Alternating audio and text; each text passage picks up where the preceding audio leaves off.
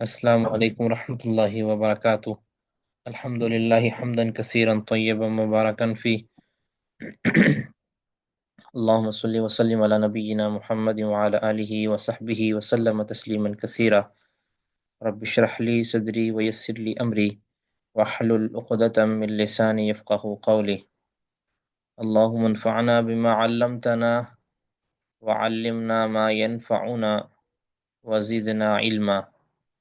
ہم نے یہ پڑھا تھا عقیدتنا الایمان باللہ و ملائکتہ و کتبہ و رسلہ والیوم الآخر والقدر خیرہ و شرہ۔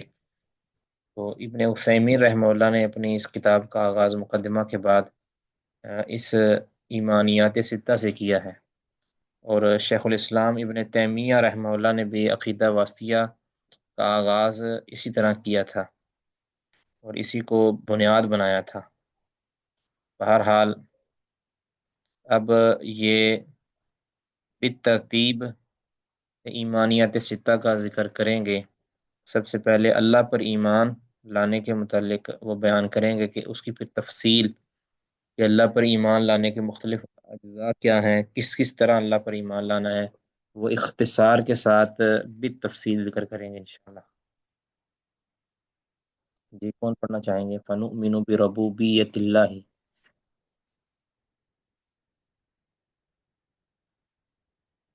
کوئی قرات کرنا چاہیں گے؟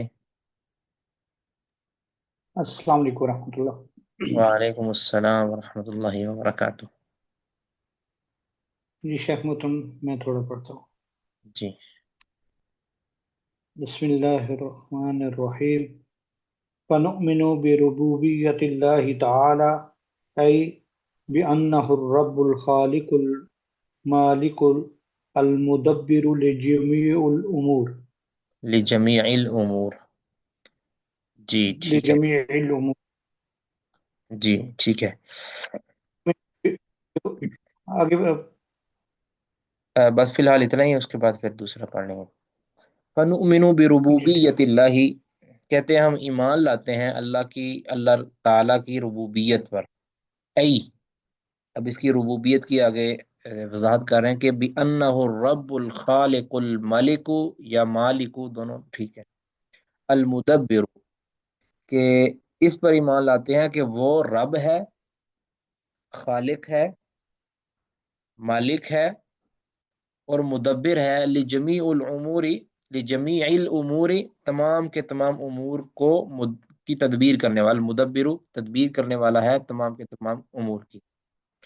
تو یہاں اللہ رب العزت کی ربوبیت کا ذکر پہلے کیا جا رہا ہے۔ آپ جانتے ہیں نا توحید کی تین اقسام ہیں، ربوبیت، ربوبیت، توحید الوہیت، توحید الاسماء والصفات۔ تو یہاں پہلے ربوبیت کا ذکر کیا ہے۔ اب رب کا جو لفظ ہے، رب کا لفظ یہ تین چیزوں کو مستلزم ہوتا ہے، یاد رکھیں۔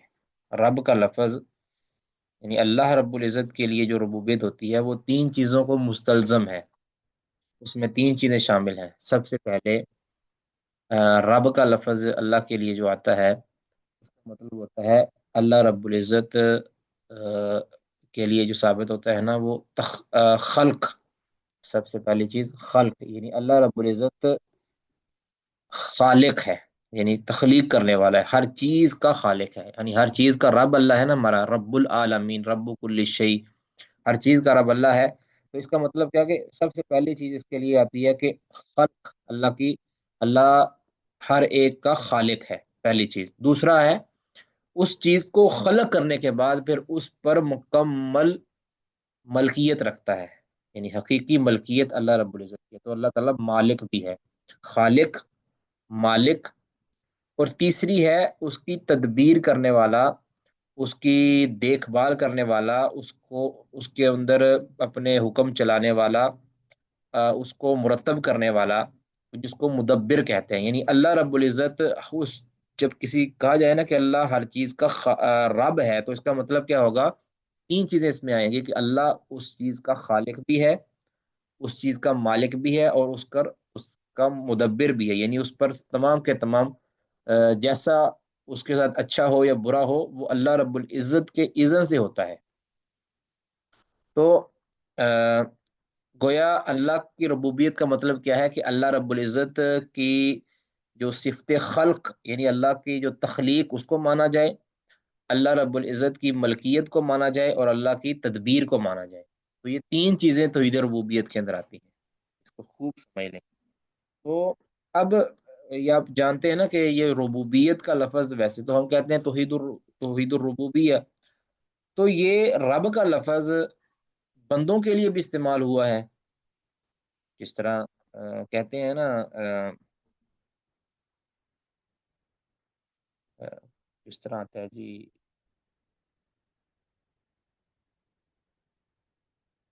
صحیح بخاری کی ایک حدیث ہے نا جی،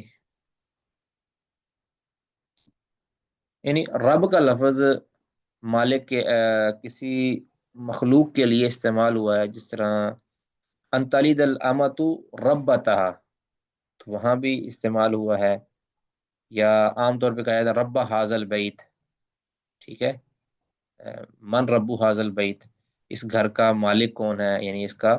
اب وہاں جو رب مخلوق کے لیے استعمال ہوا ہے وہ اللہ رب العزت کی طرح نہیں ہے۔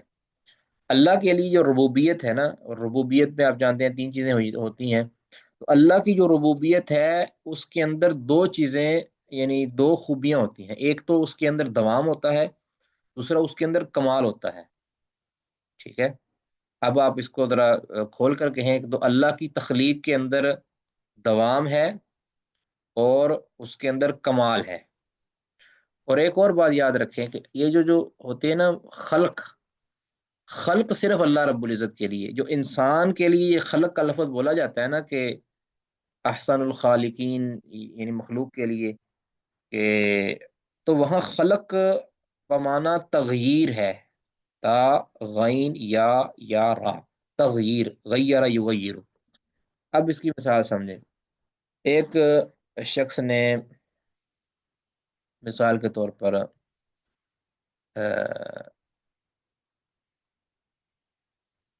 ایک بڑھئی نے، ایک لوہار نے یا ایک کارپینٹر نے ایک کرسی بنائی۔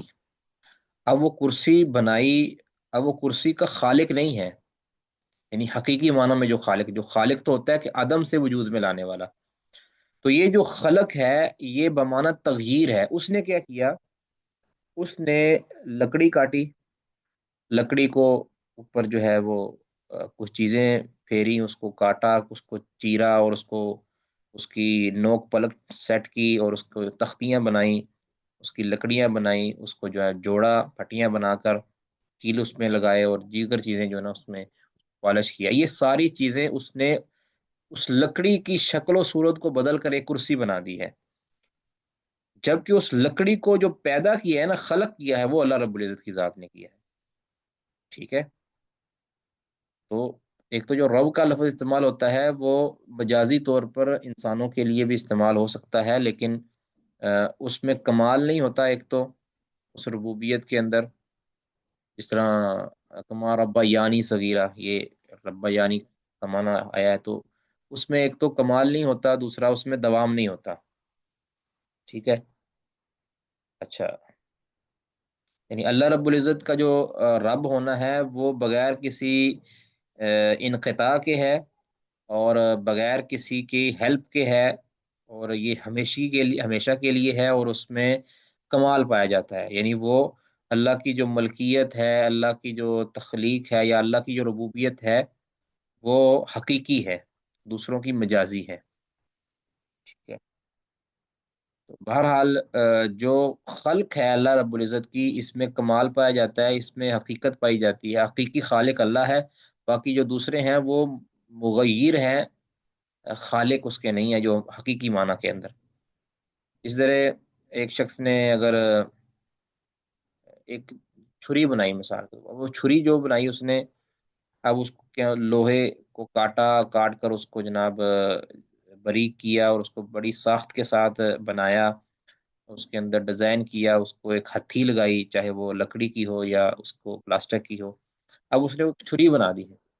اب وہ چھری کا خالق نہیں ہے، ہاں یہ ہے کہ کچھ دھاتوں کو جو کہ اللہ نے پیدا کی تھی مختلف انداز میں، ان دھاتوں کو اس نے ہیر پھیر کر کے اس کو بدل بدل کے اس کی شکل ان چیزوں کو مکس کر کے یا اکٹھا کر کے ایک نئی ایک شکل پیدا کر دی ہے۔ تو اس اعتبار سے آپ کہہ سکتے ہیں کہ کوئی بھی غیر غیر اللہ، اللہ کے علاوہ کوئی بھی شخص خالق نہیں ہے حقیقی معنوں کے اندر۔ تو دوسرا ہوتا ہے مالک، ملک، یعنی اللہ کے لیے ملک مکمل ملک ہے کیونکہ وہ رب ہے نا۔ تو دوسری جو کہ مالک مالک ہوتا ہے نا، بادشاہ، یعنی ملکیت، تو اللہ کی جو ملکیت ہے وہ حقیقی ملکیت ہے، اس کے اندر اللہ تعالیٰ جیسے چاہتا ہے تصرف کر سکتا ہے، اس کو کوئی روکنے والا نہیں ہے، اس پر کوئی پابندی لگانے والا ہے۔ لیکن انسان کی جو ملکیت ہے وہ ایک تو محدود ہے، اس میں دوام اور اس کے اندر جو ہے وہ تسلسل نہیں ہے۔ دوسرا یہ ہے کہ وہ اپنی مرضی اس کے اندر مکمل اختیارات نہیں رکھتا، بلکہ اس کے اوپر ایک اللہ رب العزت کا حکم چلتا ہے یا کسی بڑے کا حکم چلتا ہے۔ اس طرح تدبیر جو ہے، تیسری جو چیز ہوتی ہے رب کے معنی کے اندر، تدبیر، مدبر اللہ ہے، حقیقی مدبر اللہ ہے۔ باقی جو تدبیر انسان کرتا ہے، انسان بھی تدبیر کرتا ہے نا، جو تدبیر مطلق تدبیر ہے نا، حقیقی تدبیر وہ اللہ رب العزت کے لیے ہے۔ جو انسان تدبیر کرتا ہے وہ صحیح بھی ہو سکتی ہے، غلط بھی ہو سکتی ہے، اس میں حکمت معلوم بھی ہو سکتی ہے، نہیں بھی معلوم ہو سکتی، اور اس کے اندر انسان اپنی مرضی کئی بار نہیں بھی کر سکتا، لیکن اللہ رب العزت کو کوئی پوچھنے والا نہیں ہے۔ ٹھیک ہے، تو یہ ہے کہ ہم اللہ رب العزت کے متعلق یہ اب ربوبیت کے اوپر، یعنی خلاصہ یہ ہے اس ہماری عبارت کا کہ اللہ کی ربوبیت پر ایمان لانے کا مطلب یہ ہے کہ ہم یہ عقیدہ رکھیں کہ اللہ ہر چیز کا خالق ہے، اللہ رب العزت ہر چیز کا مالک ہے، اور تیسری اللہ رب العزت ہر چیز کی تدبیر کرنے والا ہے، اس کو اپنی اب اس چیز کے ساتھ وہ اچھا ہو یا برا ہو، ہماری نظر کے اندر وہ اچھا ہے برا ہے، اللہ رب العزت کی حکمت کے تحت اس کا یہی تقاضا بنتا تھا۔ اللہ نے خاص اندازے اور خاص تقدیر کے مطابق اللہ رب العزت نے وہ سارے نظام چلائے ہوئے ہیں۔ کسی کا کوئی سوال جی اس عبارت میں؟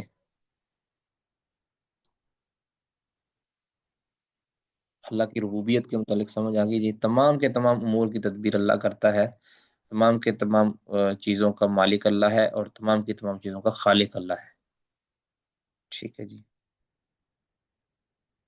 اب اگر کوئی کسی انسان نے اللہ کی خلق کردہ چیزوں کو تبدیل کر کے کوئی نئی چیز بنائی ہے نا، کریشن کی ہے، تو اس کریشن یا اس نئی ایجاد کا حقیقی خالق اللہ ہی ہے، کیونکہ جن چیزوں سے ملا جلا کے اس کے اندر کیمیائی عمل کر کے اس کو ترتیب دیا گیا ہے نا، اس کے پیچھے جو ابتدا ہے وہ اللہ کی ہے۔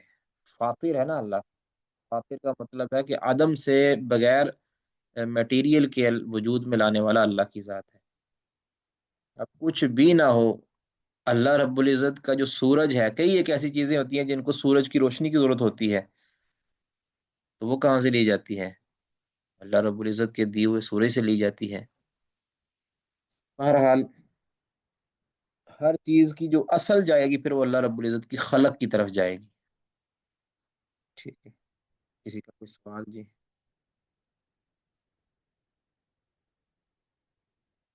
آگے پڑھیں جی۔ ونؤمن بألوهية الله تعالى أي بأنه إله الحق وكل معبود سواه باطل۔ ہاں جی، وَنُؤْمِنُ بِأُلُوهِيَّةِ اللَّهِ، اور ہم اللہ رب العزت کی الوہیت پر ایمان لاتے ہیں۔ اب اس الوہیت کا معنی کیا ہے بِأَنَّهُ الْإِلَٰهُ الْحَقُّ، کہ وہی حقیقی سچا الہ ہے، معبود ہے، وَكُلُّ مَعْبُودٍ سِوَاهُ باطل، اور ہر وہ جس کی عبادت کی جاتی ہے اللہ کے سوا باطل ہے۔ ٹھیک ہے، ہر وہ معبود جو اللہ کے سوا ہے وہ کیا ہے؟ باطل ہے۔ اب اللہ کی الوہیت پر ایمان لانا، یعنی توحید الالوہیہ جس کو کہتے ہیں، تو اس کا معنی کیا ہے؟ اس کا معنی ہے کہ اللہ ہی کو حقیقی الہ ماننا، یعنی سچا اور پکا اور حقیقی الہ ماننا۔ تو اس کو توحید الوہیت کہتے ہیں. اب الہ آپ جانتے ہیں، الہ الہن یہ بمانہ معلوہن ہے، جس کی عبادت کی جاتی ہے. گویا اس کا مفہوم ہے معبود. ٹھیک ہے، الہ کا مطلب ہے معلوہ، جو کہ معبود کے معنی کے اندر ہے. ٹھیک ہے. تو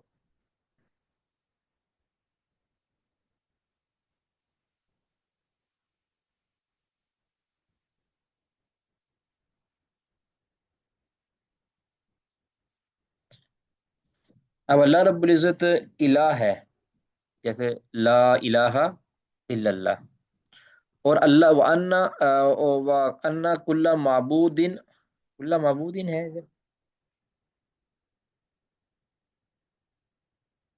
و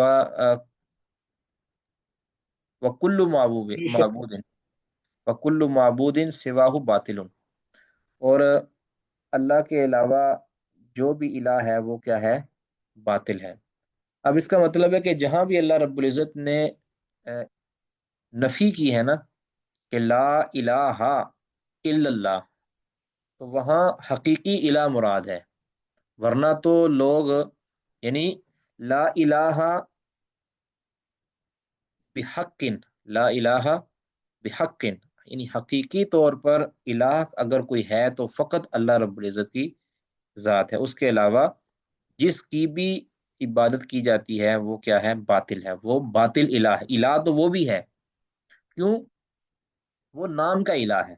ٹھیک ہے. اللہ تعالیٰ نے اپنے لیے جب کہا نا کہ شہید اللہ انہ لا الہ الا ہو، اب سورۃ آل عمران آیا نمبر 18 میں، شہید اللہ انہ لا الہ الا ہو، اللہ گواہی دیتا ہے کہ اللہ کے علاوہ کوئی بھی الہ نہیں ہے، اس کے علاوہ کوئی بھی الہ نہیں ہے. اب یہ جو اس کے علاوہ کوئی بھی الہ نہیں ہے، اس کا مطلب کیا ہے؟ کہ حقیقی الہ نہیں ہے، ورنہ تو بنے تو ہوئے ہیں. اب یہ جو الہ ہونے کی نفی کی جا رہی ہے نا، یہ الہ بنائے جانے کی نفی نہیں ہے. یہ الہ بنائے جانے کی نفی نہیں ہے، یہ الہ یا الوہیت کے حقدار ہونے کی نفی ہے، کہ اللہ کے علاوہ کوئی بھی الوہیت کا حقدار نہیں ہے. ایسا نہیں ہے کہ اللہ کے علاوہ کسی اور کی عبادت نہیں کی جاتی، کی جاتی ہے، لیکن وہ عبادت ناجائز کی جاتی ہے. حقیقی جو حقدار ہے عبادت کا وہ اللہ کے علاوہ کوئی نہیں ہے، یہ اللہ گواہی دیتا ہے. اس طرح والملائکۃ، اور اللہ کے فرشتے بھی گواہی دیتے ہیں، وَأُولُو الْعِلْمِ قَائِمًا بِالْقِسْطِ، اور جو انصاف کے ساتھ قائم ہونے والے، انصاف پر قائم اہل علم ہے، وہ بھی گواہی دیتے ہیں لا الہ الا ہو العزیز الحکیم، اللہ کے علاوہ کوئی معبود برحق نہیں، وہ غالب اور حکمت والا ہے. تو اب اللہ کے علاوہ جس کی بھی عبادت کی جاتی ہے وہ بھی الہ تو ہے، لیکن وہ نام کا الہ ہے. اس کو جس طرح سورۃ النجم میں آیت نمبر 23 میں، سورۃ النجم آیت نمبر 23 میں فرمایا ان ہی الا اسماء سمیتموہا، یہ جن کو تم معبود سمجھتے ہو نا، کہ اس کا یہ ہے، یہ ہے، یہ ہے، یہ بارش کا معبود ہے، یہ فلاں کا، یہ فقط نام ہے جو تم نے رکھ لیے ہیں. ان ہی الا اسماء سمیتموہا، یہ نام کے الہ ہے. ٹھیک ہے. باقی الہ ان کو قرار دیا ہے اللہ رب العزت نے، الہ کہا ہے ان کو، لیکن وہ الہ کیا ہے؟ لوگوں کے بنائے ہوئے، لوگوں کے نام رکھے ہوئے. اس طرح سورت ہود کے اندر، سورت ہود آیت نمبر 101 کے اندر اللہ تعالیٰ نے فرمایا فما اغنت عنہم آلیہتہم.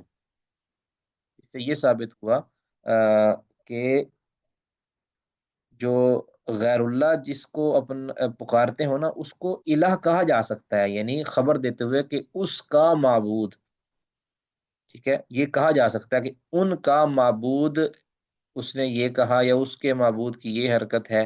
اس طرح کی فما اغنت عنہم آلیہتہم التی یدعون من دون اللہ من شیء. اللہ تعالیٰ فرماتے ہیں سورۃ ہود میں کہ انہیں ان کے الہوں نے، جنہیں وہ اللہ کو چھوڑ کر پکارتے تھے، کچھ بھی فائدہ نہ پہنچایا، ذرہ برابر بھی ان کو فائدہ نہ پہنچایا ان الہوں نے جن کی وہ اللہ کے علاوہ پکار کرتے تھے. اس طرح فرمایا سورۃ قصص آیت نمبر 88 وَلَا تَدْعُ مَعَ اللَّهِ إِلَٰهًا آخَرَ، اللہ کے ساتھ کسی دوسرے کو الہ نہ پکارو. اب الہ اللہ نے کہا، یہ جو الہ ہونا ہے نا، یہ باطل الہ ہے، یہ صرف نام ہے، ٹھیک ہے؟ جس طرح سورہ الحج میں ہے نا 62 نمبر، ذالک بان اللہ هو الحق، کہ اللہ ہی حق ہے، وان ما يدعون من دونه هو الباطل، اور جنہیں یہ لوگ اللہ کے علاوہ پکارتے ہیں وہ کیا ہے؟ باطل ہے، ٹھیک ہے؟ تو معلوم یہ ہوا کہ اللہ رب العزت کی الوہیت کا مطلب، اللہ کو الوہیت کے اندر واحد ماننے سے مطلب کیا ہے؟ کہ حقیقی الوہیت کا حقدار، حقیقی معبود فقط اللہ ہے، اور اللہ کے علاوہ باقی سب کیا ہے؟ وہ باطل ہے۔ تو جی آگے جی۔ ونؤمن بأسمائه وصفاته أي بأنه له الأسماء الحسنى وصفات الكاملة نہیں، یہ العليا. بِأَنَّهُ لَهُ الْأَسْمَاءُ الْحُسْنَى، أسماء الحسنى والصفات الكاملة العليا کامل، والصفات الكاملة العليا. جی۔ اب اس میں اب تیسری چیز ہے توحید الاسماء والصفات، اس کا ذکر ہے کہ ہم ایمان لاتے ہیں اللہ رب العزت کے ناموں پر بھی اور اس کی صفات پر بھی۔ اب اس کی تفصیل کیا ہے؟ ای بِأَنَّهُ لَهُ الْأَسْمَاءُ الْحُسْنَى، یعنی اس پر ایمان لاتے ہیں کہ اللہ کے اچھے اچھے نام ہیں، والصفات الکاملۃ العلیاء، اور اللہ رب العزت کے کامل بلند، یعنی اعلیٰ بلند صفات ہیں، اللہ کی کامل بلند صفات ہیں۔ اب اللہ کے اسماء اور صفات کے حوالے سے یہ سب سے بنیادی اور اساسی عقیدہ ہے۔ تو اہل سنہ والجماعت اللہ تعالیٰ کے اسماء و صفات پر ایمان رکھتے ہیں، اور اللہ تعالیٰ کے ان تمام اسماء کو اور صفات کو اسی طرح مانتے ہیں جس طرح وہ کتاب و سنت کے اندر وارد ہوئی ہیں۔ اللہ کے اسماء حسنہ، جس طرح اللہ رب العزت نے فرمایا سورۃ الاعراف کے اندر کہ وَلِلَّهِ الْأَسْمَاءُ الْحُسْنَى، اللہ کے پیارے پیارے نام ہیں۔ حسنہ یہ لفظ جو ہے آپ جانتے ہیں کہ یہ اسم تفضیل کا صیغہ ہے، احسن سے مونس حسنہ، ٹھیک ہے؟ اس طرح اللہ تعالیٰ نے فرمایا سورۃ طٰہٰ 8 نمبر آیت، اللہ لا الہ الا ہو لہ الاسماء الحسنى، اللہ کے علاوہ کوئی معبود نہیں، معبود برحق نہیں، لہ الاسماء الحسنى، اس کے لیے اچھے اچھے نام ہیں۔ اور آگے الصفات الکاملۃ العلیاء، اللہ کے لیے کامل اور بلند صفات ہیں، اللہ کے لیے بلند، کامل اور بلند صفات ہیں۔ یہ اللہ رب العزت نے قرآن پاک کے اندر بھی اس طرح ذکر کیا سورۃ النحل میں، سورۃ النحل آیت نمبر 60 میں فرمایا وَلِلَّهِ الْمَثَلُ الْأَعْلَى۔ اب اس لفظ کو جو عام طور پہ اس کا ترجمہ کیا جاتا ہے وَلِلَّهِ الْمَثَلُ الْأَعْلَى، اللہ کے لیے بلند مثال ہے، مثال یہاں بمعنی وصف ہے، یعنی اللہ کے لیے اعلیٰ وصف ہے، ٹھیک ہے؟ اللہ کے لیے اعلیٰ اور اکمل اور کامل وصف ہے، ٹھیک ہے؟ یعنی وللہ المثل الاعلیٰ کا مطلب کیا ہوگا؟ کہ اللہ کے لیے کامل وصف ہے، یعنی ہر وہ صفت جو اللہ رب العزت نے اپنے لیے بیان کی ہے نا، وہ اس میں کمال رکھتا ہے، اس کے اندر وہ اکمل ہے، اس کے اندر کوئی نقص، کوئی عیب، کوئی اس میں کمزوری نہیں ہے، ٹھیک ہے؟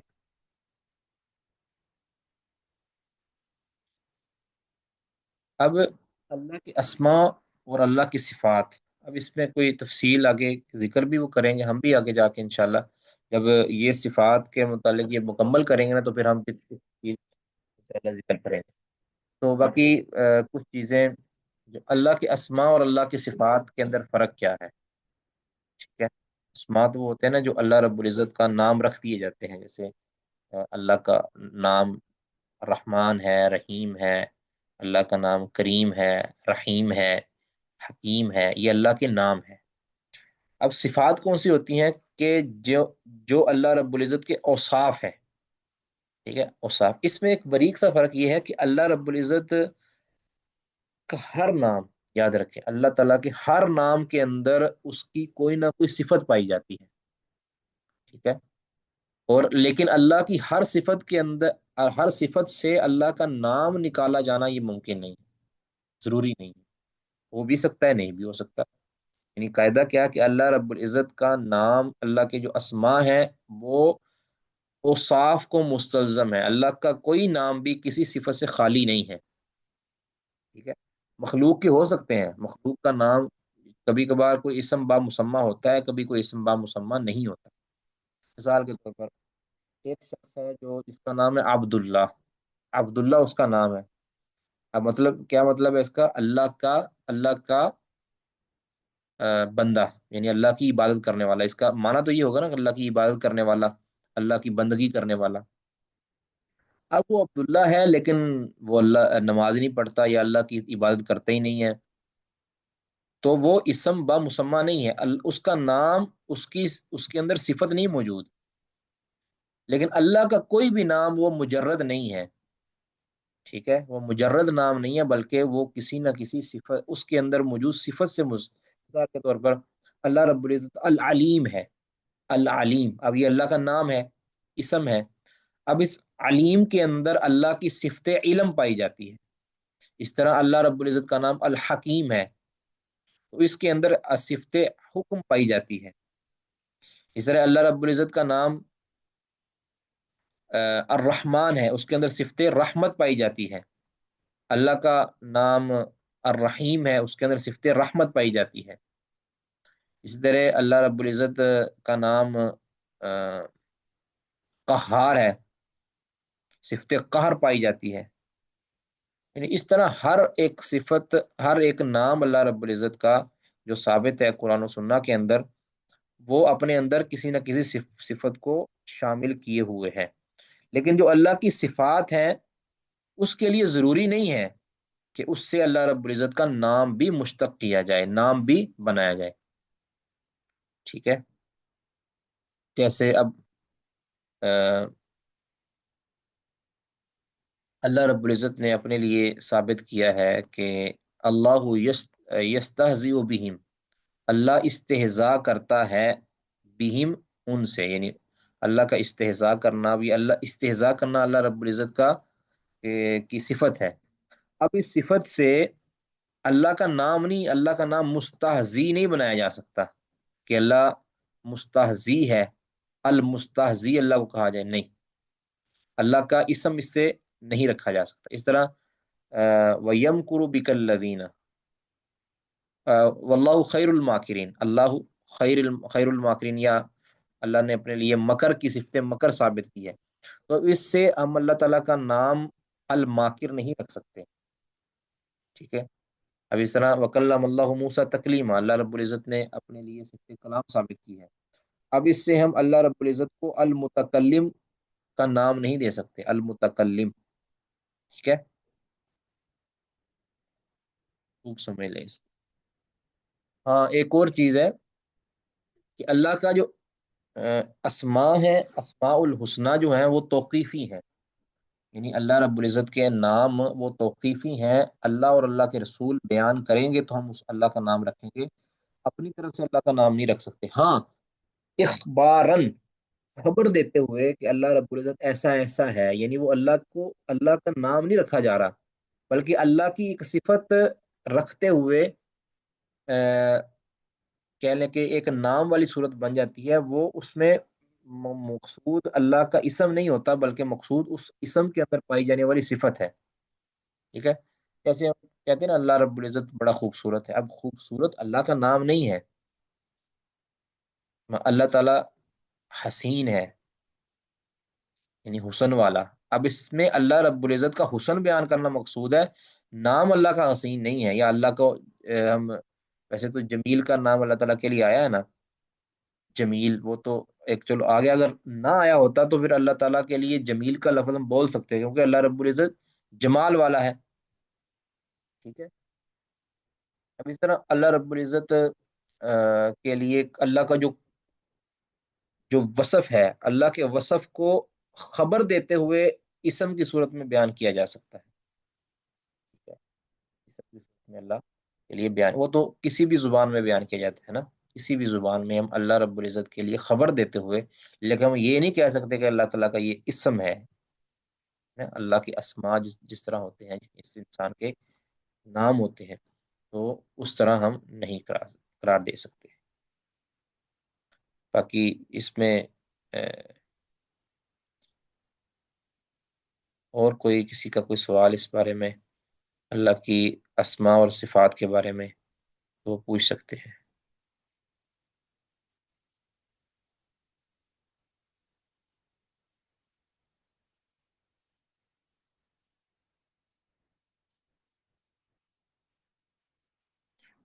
جی آگے جی۔ ونؤمن بوحدانیته في ذلك أي بأنه لا شريك له في ربوبيته ولا في ألوهيته ولا في أسمائه وصفاته جی قال الله تعالى نؤمن، اب آگے یہ تو آ گیا نا کہ ہم ربوبیت اور الوہیت اور اسماء و صفات کا معنی بیان کر دیا کہ ہم اس پر ایمان لاتے ہیں، پھر آگے وَنُؤْمِنُ بِوَحْدَانِيَّتِهِ فِي ذَلِكَ، اور ہم اللہ کی وحدانیت پر ایمان لاتے ہیں، فی ذالک اس بارے میں، اللہ کے اس میں اللہ کی اس میں وحدانیت پر ہم ایمان لاتے ہیں، کس میں؟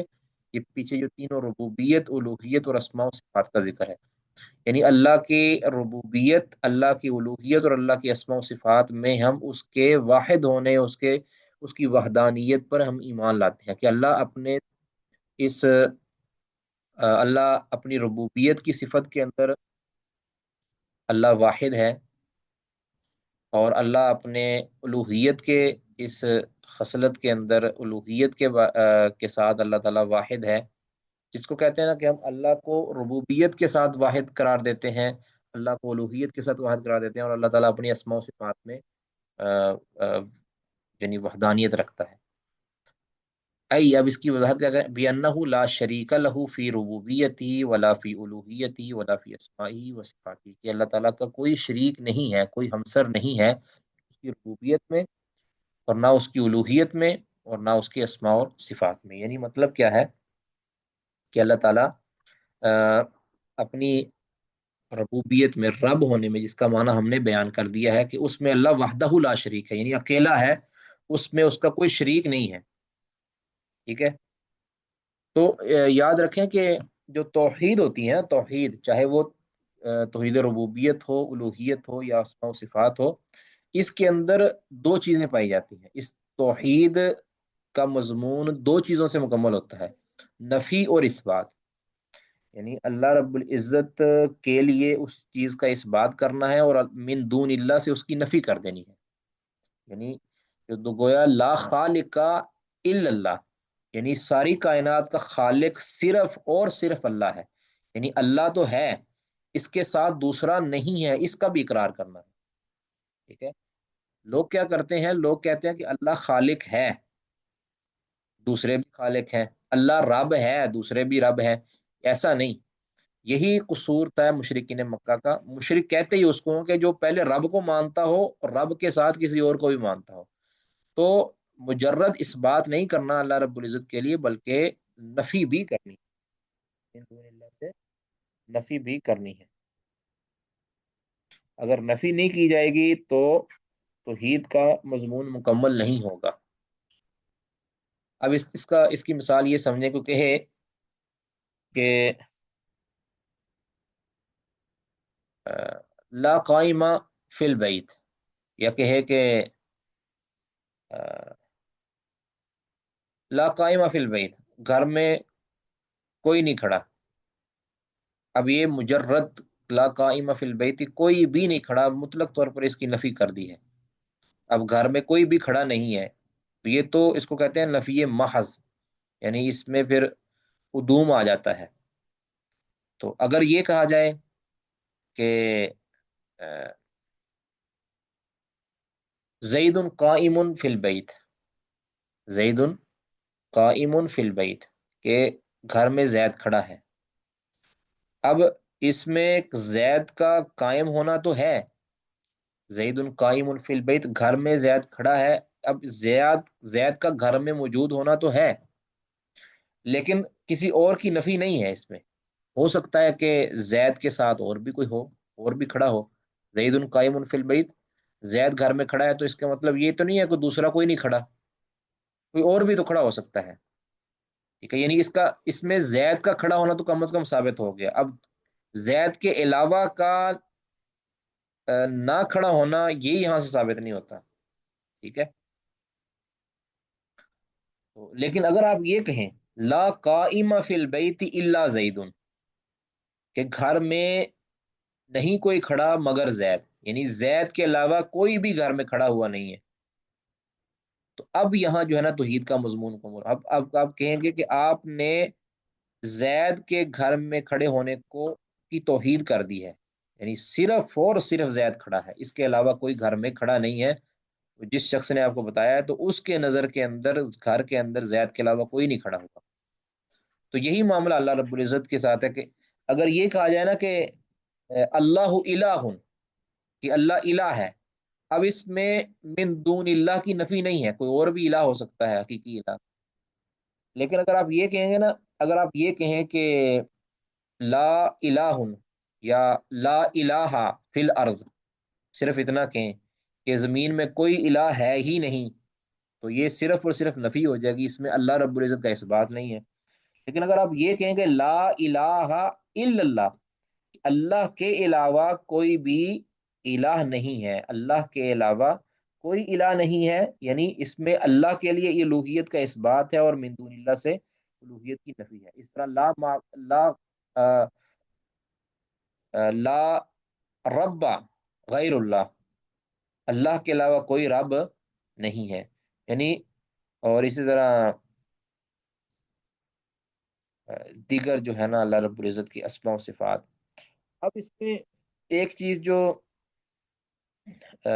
مسئلہ کرتی ہے بسا اوقات، وہ یہ ہوتی ہے کہ اللہ کے کئی ایسے اسماء و صفات ہیں کہ جو مخلوق کے لیے بھی استعمال ہوئے ہیں۔ ٹھیک ہے، اب وجہ اللہ کیا صفت ہے، اللہ کی صفت ذاتی ہے، اب یہ مخلوق کے لیے بھی ہے، تو یہاں کیا کیا جائے، تو یہاں توحید کا کیا مطلب ہے، یہاں اللہ کے واحد اللہ کی توحید کا یہاں کیا مطلب ہے۔ ابھی اگر مجھے آپ ایک سیکنڈ دینا، میں نے ایک جگہ پہ کچھ جمع کیا تھا، مجھے اب یاد آ گیا، اگر اللہ نے ٹھیک دی وہ نکل آیا تو بہت مفید تھا۔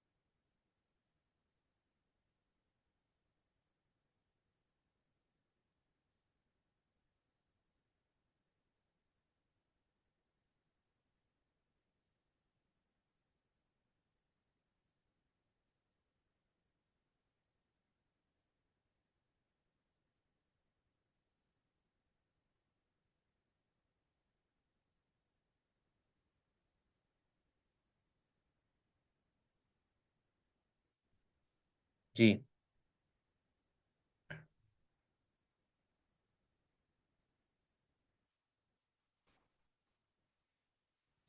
اچھا، کچھ صفات اور اسماء وہ فقط اللہ رب العزت کے ساتھ خاص ہے، اس میں تو اللہ رب العزت کو اکیلا ماننا اور کسی اور کے لیے اس کا اس بات نہ کرنا، یہ اللہ کے اس کے متعلق توحید ہے، یعنی اللہ کی اس بارے میں توحید کیا ہوگی ان صفات کے متعلق کہ وہ صفات صرف اللہ کے ساتھ خاص ہیں، قرآن و سنہ کے اندر کسی اور کے لیے وہ چیزیں نہیں آئیں یا کسی اور سے اس کی نفی آئی ہے، تو اس چیز کی توحید یہ ہے کہ اس کو صرف اللہ کے لیے خاص کر دینا، کسی اور کو اس میں شریک نہ کرنا۔ مثال کے طور پر عبادت ہے، اب جو عبادت کی جتنی انواع و اقسام ہیں اس کی توحید کیا ہے کہ ہم اس عبادت کو صرف اور صرف اللہ کے لیے خاص کر دیں، اس میں کسی کو شریک نہ ٹھہرائیں، ٹھیک ہے؟ نہ کسی فرشتے کو ٹھہرائیں، نہ کسی نبی کو ٹھہرائیں، نہ کسی بڑے بزرگ کو ٹھہرائیں، کسی کو بھی اس کے اندر شریک نہ ٹھہرائیں۔ تو اللہ کی اس عبادت کے اندر، عبادت کے معاملات کے اندر اللہ کی توحید کیا ہوگی کہ اس کو فقط اللہ کا خاصہ قرار دے دیا جائے۔ اب کچھ چیزیں ایسی ہیں کہ جو اللہ نے اپنے اور بندوں کے درمیان مشترک رکھی ہیں، ٹھیک ہے؟ اپنے اور بندوں کے درمیان اللہ رب العزت نے اس کو مشترک رکھا ہے، تو اس میں توحید کیا ہے؟ اس میں توحید یہ ہے کہ اللہ رب العزت کے لیے اس چیز کا کمال، یعنی مطلق کمال اللہ کے لیے ثابت کر دیا جائے، ٹھیک ہے؟ اس میں اللہ رب العزت کے لیے مطلق کمال ثابت کر دیا جائے اور من دون اللہ سے وہ مطلق کمال کی نفی کر دی جائے، کیا؟ جیسے مثال کے طور پر الرحمت ہے، اس سے رحمت ہے، رحم کرنا۔ اب اللہ رب العزت رحمان ہے، رحیم ہے، یہ اللہ تعالیٰ کی صفت ہے رحمت، لیکن بندہ بھی یہ رحمت کرتا ہے، رحیم ہو جاتا ہے کسی بار، رعوف ہو جاتا ہے، جس طرح نبی صلی اللہ علیہ وسلم کے بارے میں آیا نا، وہ بالمؤمنین رعوف الرحیم، کہ نبی صلی اللہ علیہ وسلم، اب یہ رعوف اور رحیم، رحیم ہونا یہ نبی کے لیے بھی آیا ہے اور اللہ رب العزت کے لیے بھی آیا ہے۔ اب جب اللہ کے لیے آیا ہے تو وہاں ہم نے کہنا ہے کہ یہ جو اس میں صفت رحمت ہے یہ کمال مطلق رکھتا ہے، اللہ کے لیے جو کمال مطلق والی رحمت ہے وہ ثابت ہے، اور جو نبی صلی اللہ علیہ وسلم کے لیے ہے، یا ایک ماں اپنے بیٹے سے، ایک بھائی اپنی بہن سے جو رحم والا کہہ لیں کہ ایک صفت رکھتا ہے، وہ مقید ہے، ٹھیک ہے؟ وہ کیا ہے؟ مقید ہے، اور اس کو وہ کمال حاصل نہیں ہے جو کہ اللہ رب العزت کے لیے ہے۔ اللہ کو کمال مطلق حاصل ہے، لیکن بندے کو، بندہ اس کے اندر وہ رحم اس طرح کرتا ہے جو اس طرح اس کے لائق ہے۔ تو اللہ رب وہ صفت جو بندے اور اللہ کے درمیان مشترک ہے، جو بندے اور رب کے درمیان مشترک ہے، اس میں اللہ کے لیے کمال مطلق ثابت کریں گے جو اس کے لائق ہے، ٹھیک ہے؟ اس اللہ کے لیے اس صفت کا کمال ہے، دوام ہے، اور مطلق علوب ہے، لیکن بندے کے لیے وہ اس قدر ثابت ہے کہ جس قدر وہ اس کے مناسب ہے، ٹھیک ہے؟ لیکن اللہ کے لیے وہ کمال مطلق ہے۔ اس طرح جو عدل ہے، اب عدل اللہ بھی کرتا ہے، عدل بندہ بھی کرتا ہے، اب یہ جو صفت ہے عدل کی، یہ بندے کے لیے بھی ہے اور اللہ کے لیے بھی ہے، لیکن اللہ کے لیے عدل جو ہے یہ، یا اللہ عادل جو ہے، اللہ رب العزت کا عدل کرنا یہ کمال رکھتا ہے، اپنے کمال مطلق ہے، لیکن بندے کے لیے وہی جو اس کے مناسب ہے۔ اس کے علاوہ اور بھی جتنی بھی چیزیں ہیں جو بندے اور اللہ کے درمیان مشترک بیان ہوئی ہیں، اس کے اندر توحید کیا ہے کہ اللہ رب العزت کے لیے اس کو اس طرح ثابت کیا جائے جس طرح اللہ کے لائق اور اللہ کے مناسب ہے، اور بندے کے لیے اس طرح ثابت کیا جائے کہ جس طرح بندے اور اس شخصیت کے لائق اور مناسب ہے۔ جی، اب آگے جی، قال اللہ تعالی، اب یہ تینوں قسم کی جو توحید ہے، ربوبیت، الوہیت اور اسماء و صفات، اس کا ذکر اس آیت کے اندر موجود ہے، اس طرح ہم نے پہلے بھی شروع کے اندر پہلے یا دوسرے لیکچر میں ہم نے اس کا ذکر کیا تھا۔ قال اللہ تعالی رب السماوات والارض وما بینہما، کہ اللہ زمین و آسمان و زمین اور ان کے درمیان تمام چیزوں کا رب ہے۔ فاعبدہ واصطبر لعبادتہ، اے نبی آپ اسی رب کی عبادت کریں، وصطبر لعبادتی، اور اللہ کی عبادت پر کاربند رہیں، اس پر صبر کریں۔ هل تعلم له سمیع، کیا آپ کو اس جیسا کوئی م، معلوم ہے، یعنی آپ کے علم میں ہے کوئی اس جیسا ہو، اس جیسا یعنی سمیع کا مطلب نظیرہ مراد ہے۔ تو اس میں اللہ رب العزت نے تینوں توحیدوں کو ذکر کر دیا۔ ایک تو پہلی ہے رب السماوات والارض وما بینہما، اب اس میں توحید ربوبیت کا ذکر ہے، تو یہاں رب السماوات والارض وما بینہما کا مطلب کیا ہوگا کہ ان زمین و اسمار اور ان میں موجود تمام چیزوں کا خالق بھی اللہ ہے، مالک بھی اللہ ہے، اور مدبر بھی اللہ ہے۔ آگے ہے وعبد فعبدہ واستبر لعبادتی، اس میں توحید الالوہیت کا ذکر ہے، یعنی اس کا تقاضا ہے کہ تم اللہ ہی کی عبادت کرو، یعنی عبادت کی جتنی اقسام ہے اس میں اللہ کو معبود حقیقی مانو۔ اس میں توحید الالوہیہ یا توحید العبادہ بھی اس کو کہتے ہیں، اس کا ذکر آ گیا۔ آگے حل تعلم لہ سمیہ، یہاں جو حل تعلم لہ سمیہ آیا ہے تو یعنی نذیرہ اس کے معنی میں ہوگا نا، کہ حل تعلم لہ نذیرہ، یہ استفہام انکاری ہے کہ یعنی آپ کو یقیناً کوئی ایسا اللہ جیسا آپ کو ہم پلہ شریک نہیں ملے گا۔ ٹھیک ہے، کسی کا کوئی سوال جی؟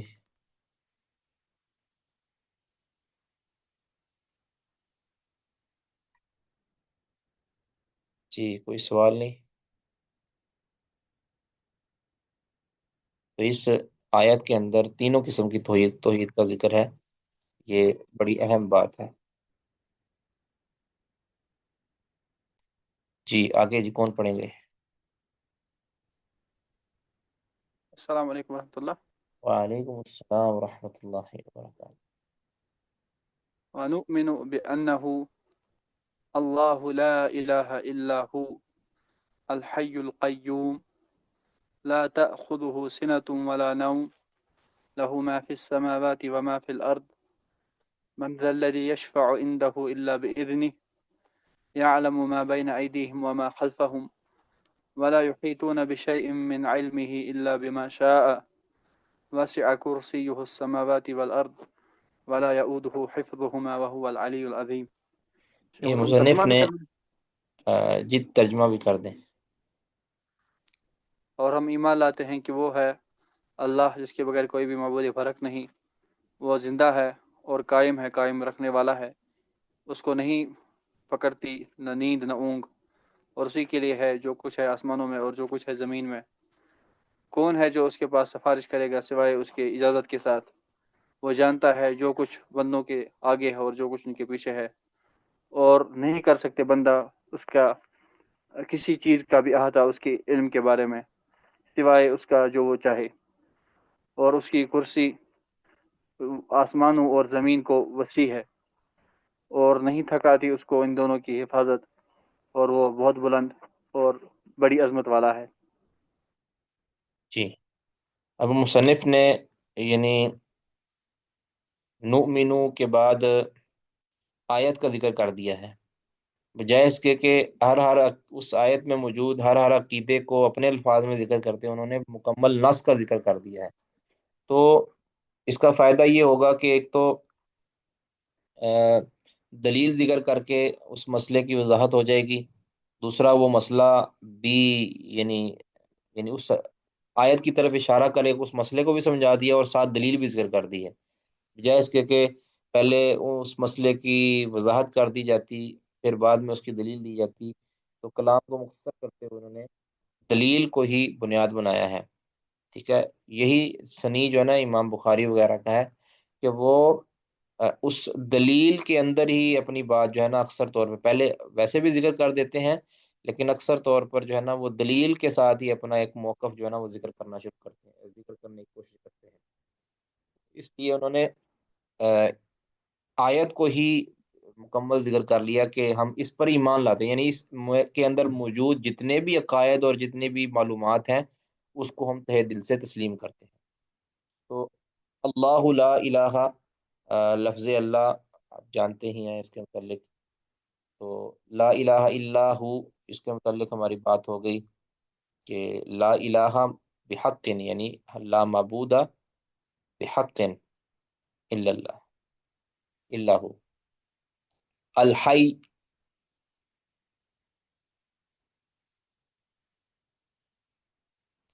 الحی کہتے ہیں کہ جو زندہ ہو، مطلب وہ ذو الحیات الکاملہ، یعنی ایسی زندگی والا ہو کہ جو ایک تو اپنے اندر کمال رکھتی ہو، اور دوسری اس کے اندر تسلسل ہو، یعنی عدم اس کے اندر نہ، اس سے اس وہ ایسی نہ ہو حیات کہ جو کسی دور میں عدم رکھتی ہو، ایسی نہ ہو. یعنی ایسی زندگی الحی اس کو کہتے ہیں کہ ایسا زندہ کہ نہ جو کسی وقت معدوم تھا اور نہ کبھی وہ معدوم ہوگا، نہ اس کو کوئی فنا ہے، یعنی ازل سے ہے اور ابد تک رہے گا، ازل و ابد سے. ٹھیک ہے.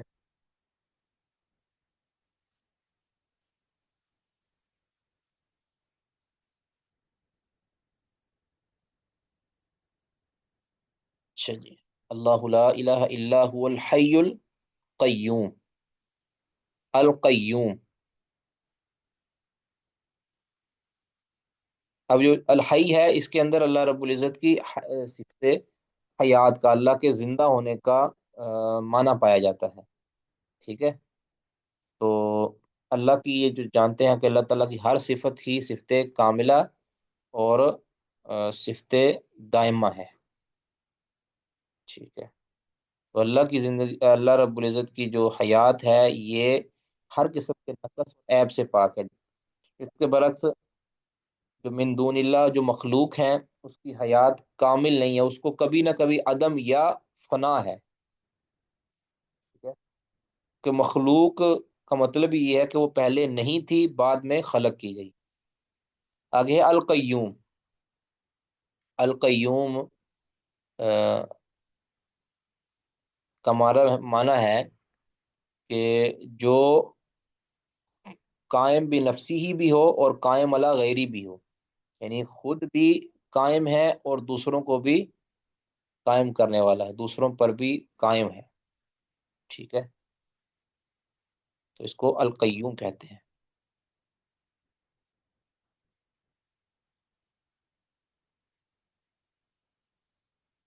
آگے ہے لا تأخذہ. تأخذہ سینۃ، مطلب سینہ کا مطلب ہے اونگ، ولا نوم اور نیند. تو اللہ رب العزت کو نہ نیند آتی ہے اور نہ ہی اللہ کو اونگ آتی ہے. چلا صحیح مسلم کے اندر حدیث ہے نا 179 کہ ان اللہ لا ینام ولا ينبغي له ان ینام. اللہ تعالیٰ سوتا نہیں ہے، نہ اللہ کو سونا لائق ہے. ٹھیک ہے. لہو ما فی السماوات و ما فی الارض. لہو یعنی یہ ملکیت ہو رہی ہے یہاں، یعنی اللہ ہی کے لیے ہے جو زمینوں میں ہے، آسمانوں میں ہے اور جو زمین میں ہے، وہ اللہ کی ملکیت ہے. یعنی اللہ ہی کی ملکیت آپ اس طرح کہہ سکتے ہیں، اللہ ہی کی، کیونکہ تقدیم ما حقہ تخیر یفید الحسر والقصر والاختصاص. یعنی یہ خبر ہے لہو، آپ جانتے ہیں نا، یہ لہو خبر ہے، لہو ما فی السماوات و ما فی الارض. تو یہ پھر خبر مقدم ہے تو لہذا یہ اختصاص کا یا حصر کا فائدہ دے رہی ہے. یعنی زمین و آسمان کی جو ملکیت ہے صرف اور صرف اللہ کے لیے ہے. آگے جی من ذا الذی یشفع عندہ الا باذنہ. یہاں شفاعت کا ذکر ہے، کون ہے جو اللہ کی اجازت کے بنا اس کے پاس سفارش بھی کر سکے. ٹھیک ہے.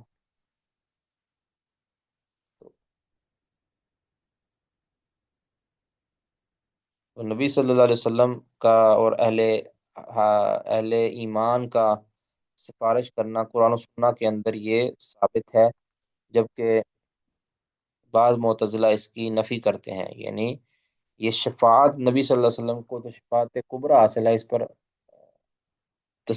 تفصیلی دلائل موجود ہیں، شفاعت کے بارے میں مضمون میں آپ کو ارسال بھی کر دوں گا، اس پر مکمل آرٹیکل موجود ہے۔ اہل سنہ اس کا اقرار کرتے ہیں کہ شفاعت سے کئی لوگ نفع اٹھائیں گے۔ اب شفاعت کی پھر اللہ رب العزت نے کچھ حدود و قیود بیان کی ہیں، اللہ کی اجازت کے بنا نہیں ہے۔ اللہ جس کو اجازت دے گا سفارش کرنے کی، اور جس کے بارے میں اجازت دے گا سفارش کرنے کی، اور جس گناہ یا جس چیز کے متعلق سفارش دے گا، یہ ساری اللہ کے اختیار میں ہے۔ لیکن اللہ تعالیٰ یہ سفارش کا حق اپنے مقرب بندوں کو دے گا، ان کی عزت اور تکریم کرتے ہوئے، ورنہ اللہ رب العزت مجبور نہیں ہوگا۔ ٹھیک ہے، اس طرح میدان محشر کے اندر لوگ بڑی مصیبت پریشانی میں ہوں گے تو نبی صلی اللہ علیہ وسلم کے پاس بالآخر وہ جائیں گے، اور نبی صلی اللہ علیہ وسلم سجدہ ریز ہو جائیں گے، اور یہ حدیث ہم نے بخاری مسلم میں کئی بار پڑھ لی۔ من ذا الذی یشفع عندہ الا باذنہ، ٹھیک ہے، الا باذنہ یعنی اللہ کی اجازت کے ساتھ ہی، یہ اجازت یعنی کونی اجازت، یعنی اللہ کی طرف سے اذن ہوگا تو وہ کر سکیں گے، اللہ کی اجازت کے خلاف نہیں ہوگا یہ۔ ٹھیک ہے، چاہے وہ اس کا تعلق دنیا کے ساتھ بھی ہے، آخرت کے ساتھ بھی ہے۔ یعنی دنیا میں کے اندر بندہ کسی کے لیے کوئی دعا کرتا ہے نا، کسی کے لیے کوئی سفارش کرتا ہے، تو یہ بھی اللہ کے اذن کونی کے ساتھ ہی ہوتا ہے۔ یعنی یہ نہیں ہوتا کہ اللہ تعالیٰ کو، اللہ نے اگر کسی کی سفارش مانی بھی ہے تو بھی اذن کونی سے ہوتی ہے یہ۔ اللہ نے یہ ایک مقدر اور ایک تقدیر بنائی ہوئی ہے کہ اس نے سفارش کرنی ہے۔ اب وہ سفارش اپنی مرضی سے نہیں کر رہا، یعنی مرضی سے مراد کر تو اپنے اختیار سے رہا ہے، لیکن وہ اختیار اپنا جو استعمال کر رہا ہے وہ اللہ کی خلاف استعمال نہیں کر سکتا۔ اللہ نے وہ اذن اس کو بخشا ہوا ہے، تب جا کے وہ استعمال کر رہا ہے۔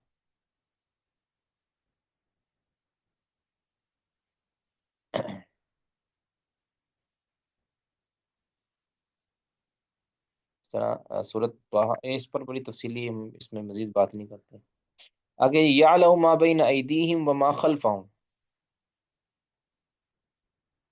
اچھا نہیں، من ذا الذی یشفع عندہ الا باذنہ یعلم ما بین ایدیہم وما خلفہم، اللہ علم رکھتا ہے ہر اس چیز کا جو ان لوگوں کے آگے ہے اور جو ان کے پیچھے ہے، یعنی لوگوں کے آگے پیچھے ارد گرد کی ساری معلومات اللہ کو ہے، اللہ کے علاوہ کسی اور کو یہ ساری معلومات نہیں ہے۔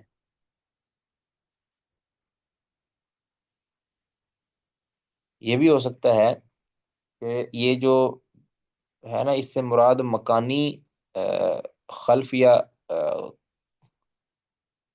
یعنی بین عید الخلق یا عید الناس، بین ایدیہم سے مراد اس کا تعلق مکان سے ہی نہ ہو بلکہ زمان سے بھی ہو، یعنی جو لوگوں کے آگے آنے والا ہے یا جو پیچھے ہو چکا ہے۔ ٹھیک ہے، یعنی اس کا تعلق مستقبل اور ماضی دونوں کے ساتھ بھی ہو سکتا ہے۔ ٹھیک ہے، ما خلفہم کا مطلب تعلق ہے پیچھے سے، اور ما بین ایدیہم اس کا تعلق ہے آگے، جو آگے آنے والا ہے زمانے کے اعتبار سے اور مکان کے اعتبار سے بھی، اور جو پیچھے رہ چکا ہے زمانے کے اعتبار سے بھی اور مکان کے اعتبار سے بھی، سب کا علم اللہ رب العزت کے پاس ہے۔ تو یہ یعلم، اللہ کا جو علم ہے، علم سابق جو تقدیر کے اندر لکھ دیا گیا ہے، وہ کبھی خطا نہیں کھا سکتا۔ اللہ نے جو لکھا ہے، جو اللہ کے علم میں ہے ویسا ہی ہونا ہے، اللہ کے علم کو کوئی مات نہیں دے سکتا۔ اب آگے ہے کہ اللہ کے پاس اتنا علم ہے، اتنا علم ہے کہ وَلَا يُحِيطُونَ بِشَيْءٍ مِّنْ عِلْمِهِ إِلَّا بِمَا شَاءَ، کہ اللہ کے علم میں ذرتی برابر شے کا بھی کوئی احاطہ نہیں کر سکتے۔ وَلَا يُحِيطُونَ، مخلوقات نہیں احاطہ کر سکتی، بِشَيْءٍ مِّنْ عِلْمِهِ ذرہ بھی اللہ کے علم میں سے، ہاں الا بما شاء، مگر جس کا وہ چاہے گا اور اس کا وہ معلوم کروا دے گا، اور اس کا وہ احاطہ کر سکیں گی، اور اللہ تعالیٰ کے علم کو وہ جان سکیں گی۔ ٹھیک ہے، یعنی اللہ تعالیٰ تو ہر چیز کو پہلے جو گزر چکی، جو پیچھے پیچھے ہونے والی ہے، آگے ہونے والی ہے، اللہ تو سب کو جانتا ہے۔ اب جو علم اللہ کے پاس ہے اس علم کو کا احاطہ رتی برابر بھی نہیں انسان کر سکتے. ہاں جتنا وہ اللہ چاہے گا نا ان کو معلوم کروانا اپنے نبیوں کے ذریعے، وحی کے ذریعے، یا اللہ نے جو ان کو عقل دی ہے اس کے ذریعے جو ادراک کر لیں گے، جتنا کہ اللہ تعالیٰ چاہے گا، اللہ کی جو مشیت میں ہوگا، اللہ کے ارادہ کونیہ قدریہ میں ہوگا، تو اتنا انسان اس کا احاطہ کر سکیں گے، ورنہ نہیں.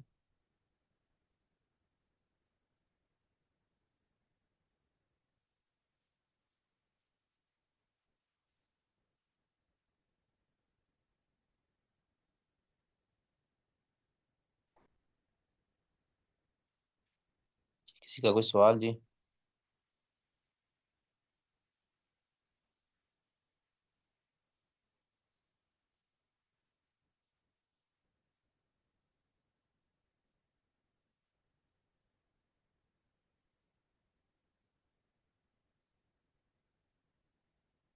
وسیع کرسیہ السماوات والارض. وسیع کا معنی ہے یعنی احاطہ، یعنی وسیع احاطہ کیا ہوا ہے، کرسیہ اللہ کی کرسی نے، السماوات والارض آسمانوں کا بھی اور زمین کا بھی، یعنی پوری کائنات کا احاطہ کیے ہوئے ہے. اب یہ جو کرسی سے مراد یہاں کیا ہے، کرسی سے یہاں کیا مراد ہے، تو اس بارے میں دو قول پائے جاتے ہیں. ایک تو یہ ہے کہ یہ کرسی جو اللہ رب العزت کی ہے، اور اس کا معنی ایک کیا گیا ہے کہ سیدنا عبداللہ بن عباس فرماتے ہیں کہ موضع القدمین، یہ اللہ رب العزت کے پاؤں کی جگہ ہے، کہ اللہ کے پاؤں کی پاؤں رکھنے کی جگہ ہے. اب اس کی کیفیت اللہ بہتر جانتے ہیں، عبداللہ بن عباس کا یہ اثر ہے. باقی اللہ کو یہ نہیں کہہ سکتے کہ اللہ تعالیٰ کرسی پر بیٹھا ہوا ہے، یہ کیفیت ہے، اور کیفیت ہم نہیں بتا سکتے کیونکہ اللہ نے یہ بتائی نہیں. تو ایک تو ہے کہ دوسرا اس کا کیا جاتا ہے واسیہ کرسی یو کا مطلب کیا جاتا ہے واسیہ علم ہو. تو لیکن یہ موضوع القدمین والی بات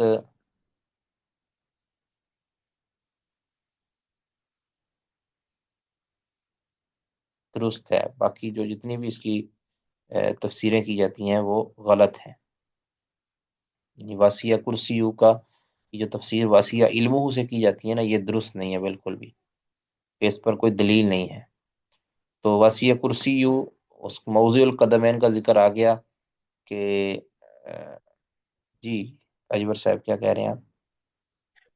شیخ محترم اس میں بھی جو اثر نقل کرتے ہیں سیدنا ابن عباس سے، کرسی سے مراد علم ہے، تو وہ کیسا ہے؟ اور شیخ محترم میں نے یہ بھی سنا نہیں تھا وہ کہ وہ ثابت نہیں نا روایت.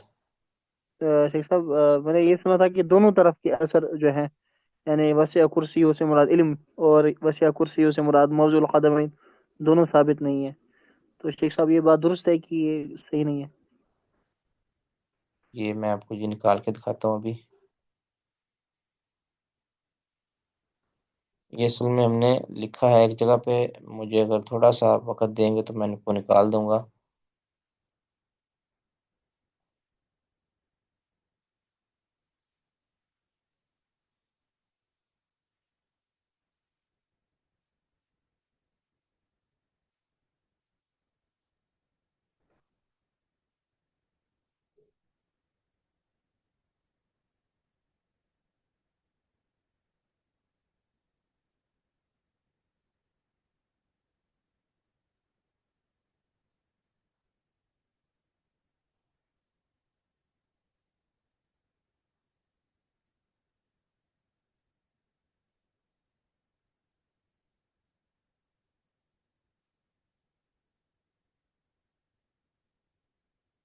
یہ میں انشاءاللہ آپ کو نا جب یہ نکال کر بھیج دوں گا گروپ کے اندر انشاءاللہ. جی تو شیخ صاحب بہرحال جزاکم یہ اللہ جی خیر. جی شیخ صاحب جزاکم اللہ خیر. جی ٹھیک ہے. بہرحال وسیع کرسی کا معنی وسیع یعنی یہ موضوع القدمین یہ ثابت ہے ہمارے مطابق، تحقیق کے مطابق، لیکن جو علم والا ہے نا اس کے یہ محل نظر ہے. تو بہرحال یہ جو کرسی ہے یہ اللہ کی مخلوق ہے، اس کو عرش قرار دینا یا اس کو علم کے ساتھ تعبیر کرنا یہ محتاج دلیل ہے۔ تو یہ کرسی عرش کے مقابلے کے اندر چھوٹی مخلوق ہے، عرش کے مقابلے کے اندر یہ چھوٹی سی مخلوق ہے۔ جس طرح ایک حدیث کے اندر آیا بھی ہے کہ ساتوں آسمانوں اور ساتوں زمینوں کی کا تناسب کرسی کے مقابلے کے اندر اس طرح ہی ہے جس طرح ایک چٹیل میدان کے اندر ایک چھوٹا سا چھلا پھینکا ہوا ہو، ٹھیک ہے؟ تو وہ چھلا چھوٹا سا جو ہے نا وہ کرسی یعنی وہ چھوٹا سا چھلا زمین و آسمان کی بنسبت ہے، اور جو چٹیل بڑا میدان ہے وہ کرسی کے بنسبت ہے۔ اور جو عرش ہے، عرش کی جسامت کرسی کے مقابلے میں اس طرح ہی ہے جس طرح اس چٹیل میدان کے اندر وہ ہلکا پھینکا ہوا، یعنی ان کی اتنی بڑی جسامت ہے عرش کی کرسی کے مقابلے کے اندر۔ تو اللہ تعالیٰ عرش شیخ پر محترم یہ ہے۔ جی، شیخ صاحب یہ جو روایت ہے کہ یہ چھلے کی مثال جو آپ نے بیان کی، یہ شیخ صاحب یہ روایت ثابت ہے؟ یہ صحیح ابن حبان میں ہے جی، 361 نمبر، صحیح ابن حبان میں 361 نمبر۔ اور یہ ادھر کتاب و توحید کے اندر آپ کو کیا لکھوایا تھا میں نے اس ٹائم؟ کتاب و توحید کے اندر جب جو لیکچر تھا وہاں اس روایت کا حکم لکھوایا تھا۔ اب مجھے جو ہے نا اشکال ہو رہا ہے کہ مجھے اب تھوڑی یاد نہیں آ رہا، تو بہرحال میں دیکھ کر آپ کو نا اس کے متعلق بھی بھیج دوں گا کہ یہ روایت صحیح ہے، یا کل آپ کو کریکشن کروا دوں گا۔ جی شیخ جی، محترم جزاکم اللہ خیر۔ ولا يؤوده حفظهما وهو العلی العظیم،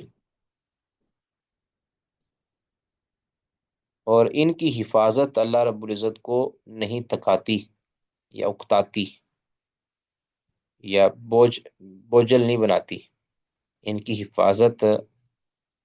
تو اب یہ حفاظت ہر اعتبار سے ہے، علم کے اعتبار سے بھی، اور یعنی احاطہ کے اعتبار سے بھی، اور اس پر قبضے اور سلطنت کے اعتبار سے بھی، ہر اعتبار سے جو بھی اس حفاظت کے لیے ضروری چیزیں ہیں اللہ رب العزت کو وہ چیز اکتاتی نہیں ہے، اللہ کے لیے یہ کوئی بوجھ نہیں ہے، اللہ کے لیے یہ کوئی بہت بڑا کام نہیں ہے، اللہ کے لیے یہ کوئی بوجھل کام نہیں ہے، مشکل کام نہیں ہے۔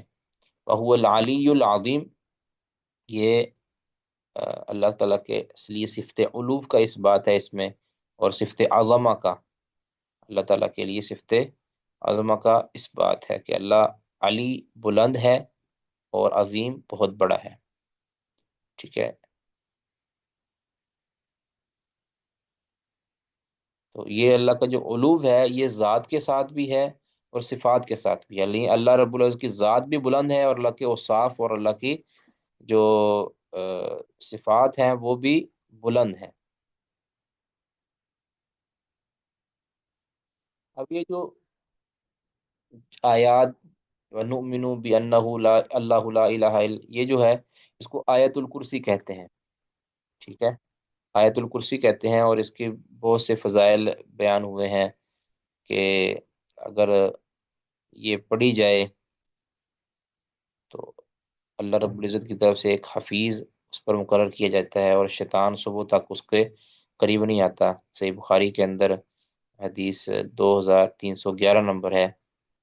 اس طرح سیدنا ابی بن کعب سے نبی صلی اللہ علیہ وسلم نے پوچھا تھا کہ بھلا یہ بتاؤ کہ قرآن پاک میں سب سے عظیم اعظم اور آیت کون سی ہے؟ تو انہوں نے کہا تھا کہ اللہ اور اللہ کے رسول جانتے ہیں، فرمایا کہ تم بتاؤ تو صحیح۔ تو انہوں نے پھر کہا کہ اللہ لا الہ الا هو الحی القیوم، یعنی آیت الکرسی۔ تو آپ صلی اللہ علیہ وسلم کے سینے پر تبکی دی اور فرمایا کہ تمہیں علم مبارک ہو، یعنی حوصلہ افزائی کی۔ یہ صحیح مسلم کے اندر حدیث نمبر 810 ہے۔ تو یہ اس آیت کے اندر کو آیت الکرسی کہتے ہیں، یا آپ اس پہرے کے اندر بہت سی جو ہے نا فوائد اس کے اندر موجود ہیں۔ سب سے پہلے تو اللہ تعالیٰ کے لیے صفت الوہیت کا، یعنی الوہیت کی توحید بیان کی گئی ہے کہ اللہ تعالیٰ کے لیے الوہیت ثابت ہے صرف اللہ کے لیے۔ وہ اللہ، اللہ الہ الا ہو، اللہ لا الہ الا ہو، اس کے اندر موجود ہے۔ تو اس طرح اللہ رب العزت کے لیے صفت حیا، یعنی اللہ کے لیے اللہ کا حی ہونا، ٹھیک ہے۔ اور آپ جانتے ہیں کہ جو اللہ کی جو صفت حیات ہے، یہ سب سے جامع اللہ تعالیٰ کی صفت ہے، سب سے جامع۔ تو آ، اس میں اللہ تعالیٰ کی صفت حیات کا ذکر ہے، اور الحی کا لفظ جو ہے یہ بھی اس کی دلالت کرتا ہے کہ اللہ تعالیٰ کے لیے صفت حیات کامل انداز میں ثابت ہے، کامل ہے، ٹھیک ہے۔ اس طرح اللہ تعالیٰ کے صفت قیومیت، اللہ تعالیٰ کی صفت قیومیت، یعنی اللہ بنفسی ہی قائم ہے اور اللہ غیری ہی بھی قائم ہے، القیوم اسی لیے کہتے ہیں۔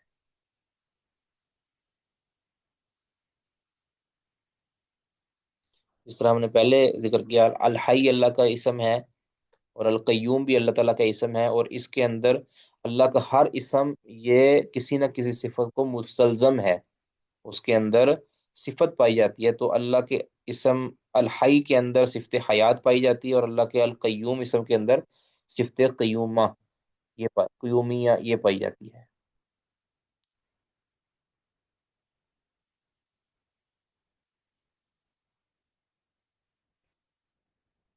اس کے علاوہ جی السلام اس علیکم شیخ ماتر۔ وعلیکم السلام ورحمۃ اللہ۔ شیخ ماتر، یہ قیوم کا مجھے سمجھ نہیں آیا، یہ جو آپ نے سمجھایا قیوم تو سمجھ آ گیا کہ صفت ہے اور اس کی وجہ سے نام ہے، تو قیوم کا بیسیکلی کیا مطلب ہے، کس طرح یہ نام ہوگا، تھوڑا سا مجھے قیوم سمجھا مثلا دیں۔ قائم کا مطلب ہوتا ہے کہ یعنی اس میں قیام ہوتا ہے نا، کسی چیز کو لے کر چلنا، یعنی اللہ کو، یعنی بنفس نفیس اللہ تعالیٰ قائم ہے، یعنی اللہ کو کسی کی کوئی ضرورت نہیں ہے، کسی کی کوئی احتیاج نہیں ہے اللہ تعالیٰ کو۔ اللہ تعالیٰ اپنا کام خود کر سکتا ہے، اپنے تمام امور کے اندر خود تصرف کر سکتا ہے، کسی کی احتیاج اللہ کو، کسی کی ضرورت، کسی کی مدد لینے کی کوئی ضرورت نہیں ہے اللہ تعالیٰ کو۔ اور وقائم علی غیری، اور دوسروں کے کام بھی اللہ کرتا ہے، یعنی دوسروں کی تدبیر بھی اللہ کرتا ہے، ٹھیک ہے۔ القیوم کا مطلب یہ ہے۔ الرجال قوامون علی النساء، مرد عورتوں پر قیوم ہے، قیوم یعنی ان کی معاملات کو دیکھ بھال کرنی، ان کے معاملات کو دیکھنا، ان کی ضروریات کو پورا کرنا، یہ ان کی ذمہ دار، اور ان کے اللہ رب العزت کے لیے جو القیومیہ ہے نا، اللہ قائم بھی نفسی ہی ہے اور قائم اللہ غیری ہی ہے، یعنی اللہ اپنے بھی، اپنے آپ کے بھی سارے معاملات خود کرتا ہے، اور کسی کو کرنے کی ضرورت نہیں ہے، کسی کی مدد کی ضرورت نہیں ہے، اور دوسروں کی اللہ رب العزت بھی مدد کرتا ہے، اور دوسروں کا بھی اللہ تعالیٰ معاملات چلاتا ہے، یہ القیوم کا مطلب ہے۔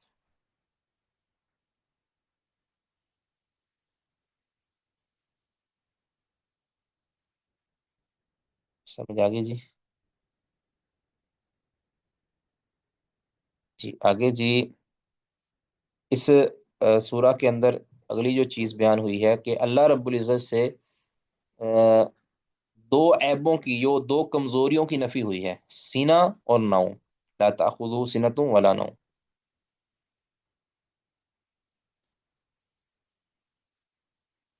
ٹھیک ہے۔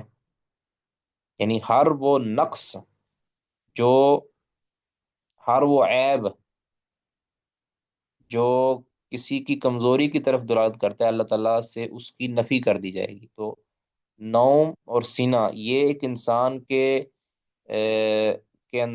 تسلسل میں انقطاع کے اوپر دلالت کرتا ہے، اور اس کے ایک چیز، کسی بعض امور میں، بعض صفات کے اندر، یعنی ایک انسان جب سوتا ہے نا تو اس کی عقل ختم ہو جاتی ہے، اور انسان جب سوتا ہے تو اس کے کئی امور وہ ڈسٹرب ہو جاتے ہیں۔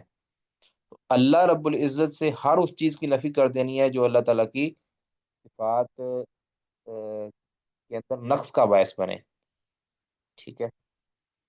تو اللہ تعالیٰ نے صفت نوم اور اللہ تعالیٰ نے سینہ اور نوم کی اپنے سے نفی کر دی ہے، تو اس کو صفات سالبہ کہتے ہیں۔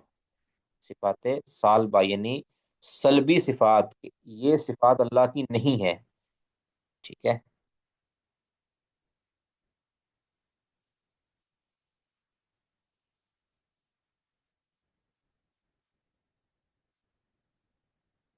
آگے اللہ تعالیٰ نے اگلی جو آپ اس آیت کے اندر اللہ کے لیے جو ملک ہے، ملکیت، یہ عمومی ہے، اللہ تعالیٰ کے لیے عمومی ملکیت ہے، جس کو کہتے ہیں کہ ایک تو یہ اللہ کا ملک، اللہ کے لیے جو ملک ہے یہ کمال مطلق ہے، اور ایک ہے عمومی ہے، دوسری یہ دوام کے ساتھ ہے۔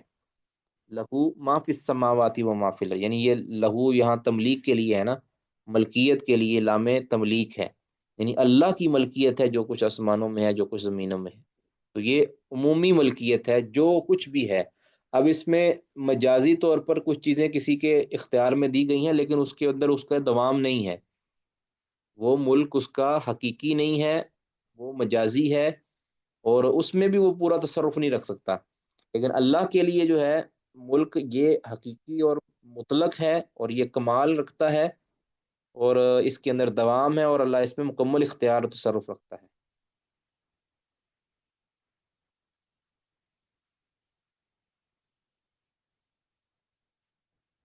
پھر اس میں یہ بھی ثابت ہوتا ہے کہ جو آسمان ہے یہ کئی ہیں، ایک نہیں ہے، ٹھیک ہے؟ اور یہ بھی ثابت ہوتا ہے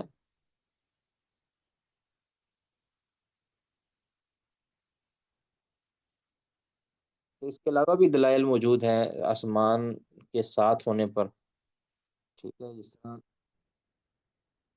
سورۃ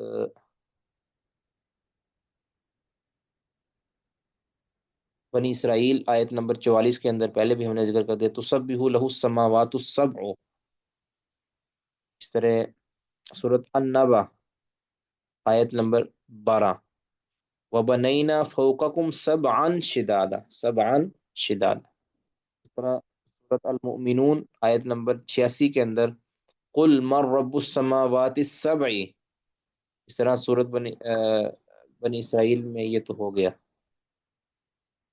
تو اس طرح زمینیں بھی ساتھ ہیں، یہاں اگرچہ الارض صرف آیا ہے کیونکہ یہ قرآن پاک کا اسلوب ہے، کبھی السماوات، السماوات کی جگہ پر السما بھی آیا ہے، ٹھیک ہے؟ السماوات جمع کا صیغہ ہے، تو بسا اوقات السماوات مفرد آیا یعنی واحد کا صیغہ بھی آیا ہے، اس طرح سورۃ الذاریات آیت نمبر 22 ہے، فرمایا وَفِي السَّمَاءِ رِزْقُكُمْ، اس طرح سورۃ الملک آیت نمبر 16 کے اندر اَأَمِنْتُم مَّن فِي السَّمَاوات، من فی السماء، ٹھیک ہے؟ تو یہ مفرد بھی آیا ہے اور جمع بھی آیا ہے، اور جمع جو ہے یہ 7 آسمان ہیں جن کا ذکر قرآن پاک کے اندر آیا ہے، جیسے میں نے ایک آیات کھول کی ہے۔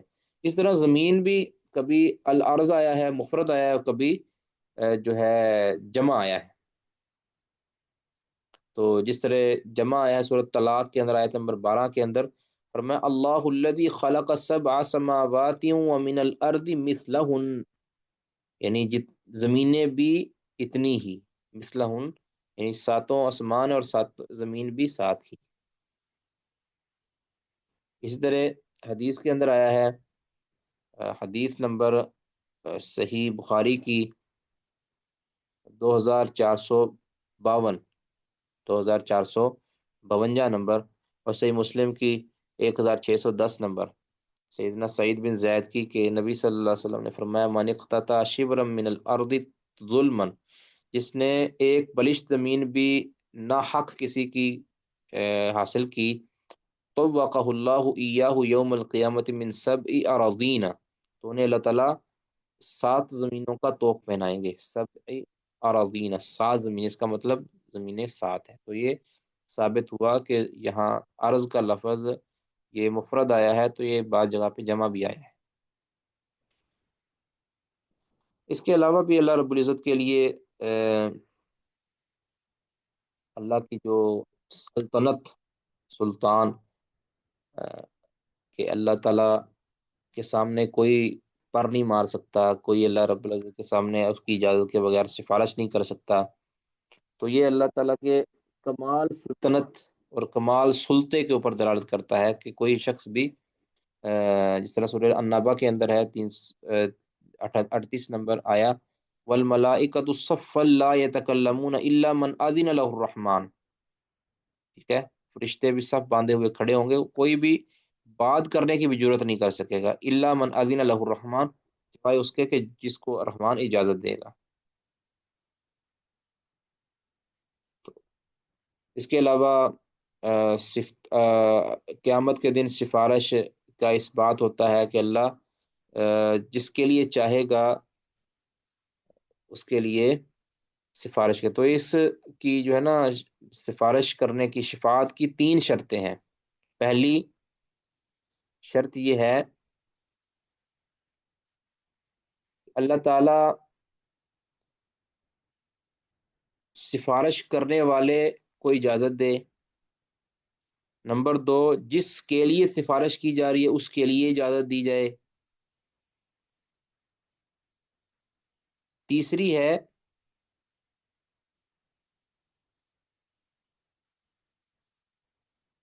तीसरी है कि जिस चीज़ के बारे में सिफारिश करनी है उसकी इजाज़त दी जाए। ठीक है, अगली यहाँ जो है ना, इज़न का इस बात हो रहा है, इज़न, अल्लाह के लिए इज़न का इस बात हो रहा है। अब जिस तरह है ना कि हदीस में भी आता है, सही बुखारी वगैरह के अंदर, कि नबी सल्लल्लाहु अलैहि वसल्लम फरमाते हैं कि मैं अल्लाह के हुजूर सर सजूद दूंगा तो अल्लाह ताला फिर मुझे हुक्म देंगे कि इरफा रासका वकुल युस्मा वसल तोता वशफा तुशफ़ा। तो वहाँ अल्लाह ताला मुझे यानी इज़न देंगे, इजाज़त देंगे।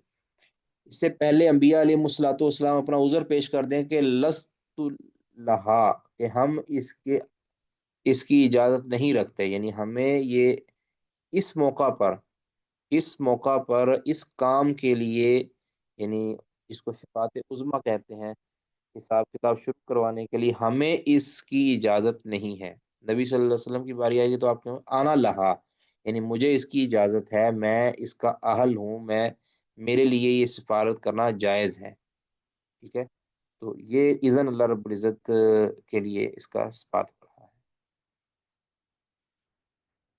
इस तरह अल्लाह ताला के इल्म का कमाल, यअलमु मा बैना अयदीहिम व मा खल्फहुम, यानी अल्लाह ताला माजी हाजिर गायब हर चीज़ को जानता है, मुस्तकबिल को जानता है।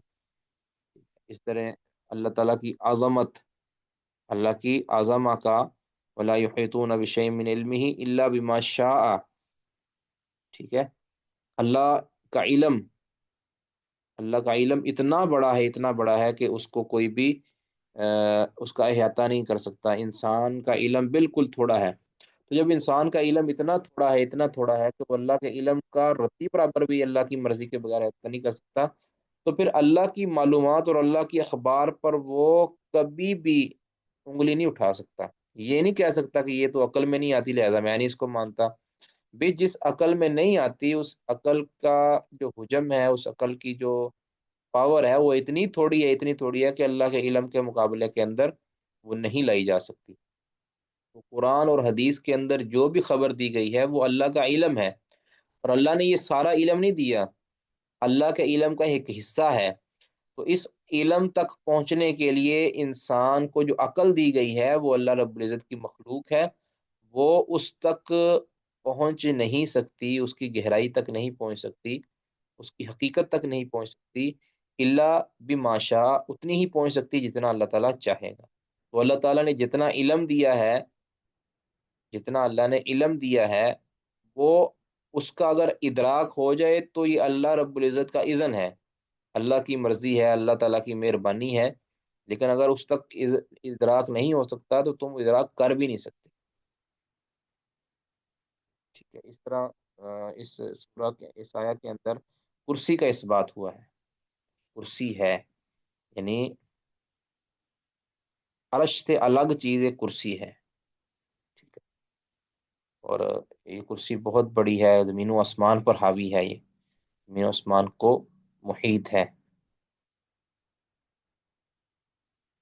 پھر اللہ تعالیٰ کی جو قوت، علو اور عظمہ کا اس بات اس کے اندر سارا ہے۔ یہ علو میں نے جیسے عرض کیا کہ علو مکانی بھی ہے، اور علو یہ شرف کے اعتبار سے بھی ہے، مانوی اور ذاتی بھی ہے، ٹھیک ہے، ذاتی بھی ہے اور مانوی بھی ہے۔ ذاتی کے اعتبار سے کہ اللہ تعالیٰ کی ذات عرش پر بلند ہے، جس طرح کہ اہل سنت کا یہ متفقہ عقیدہ ہے۔ جی، اسی کا کوئی سوال اس باب میں؟ جی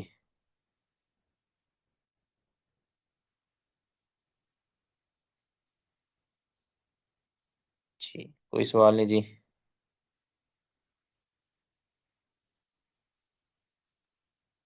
نہیں شیخ مطلب ٹھیک ہے جی، بارک اللہ فیکہ۔ آج ہم اسی پر اکتفا کرتے ہیں جی، ٹھیک ہے، کل سے انشاءاللہ کلاس 8:30 بجے ہوگی، اوکے۔ ابھی وہ آپ جانتے ہیں کہ نمازوں کا ٹائم آگے جا رہا ہے، تو کل انشاءاللہ۔ السلام علیکم ورحمۃ اللہ۔ وعلیکم السلام ورحمۃ اللہ۔ اچھا، وہ شیخ ایک بات، محترم جو جی جی، ایک مشورہ تھا جی، جی شیخ محترم ایک مشورہ یہ تھا کہ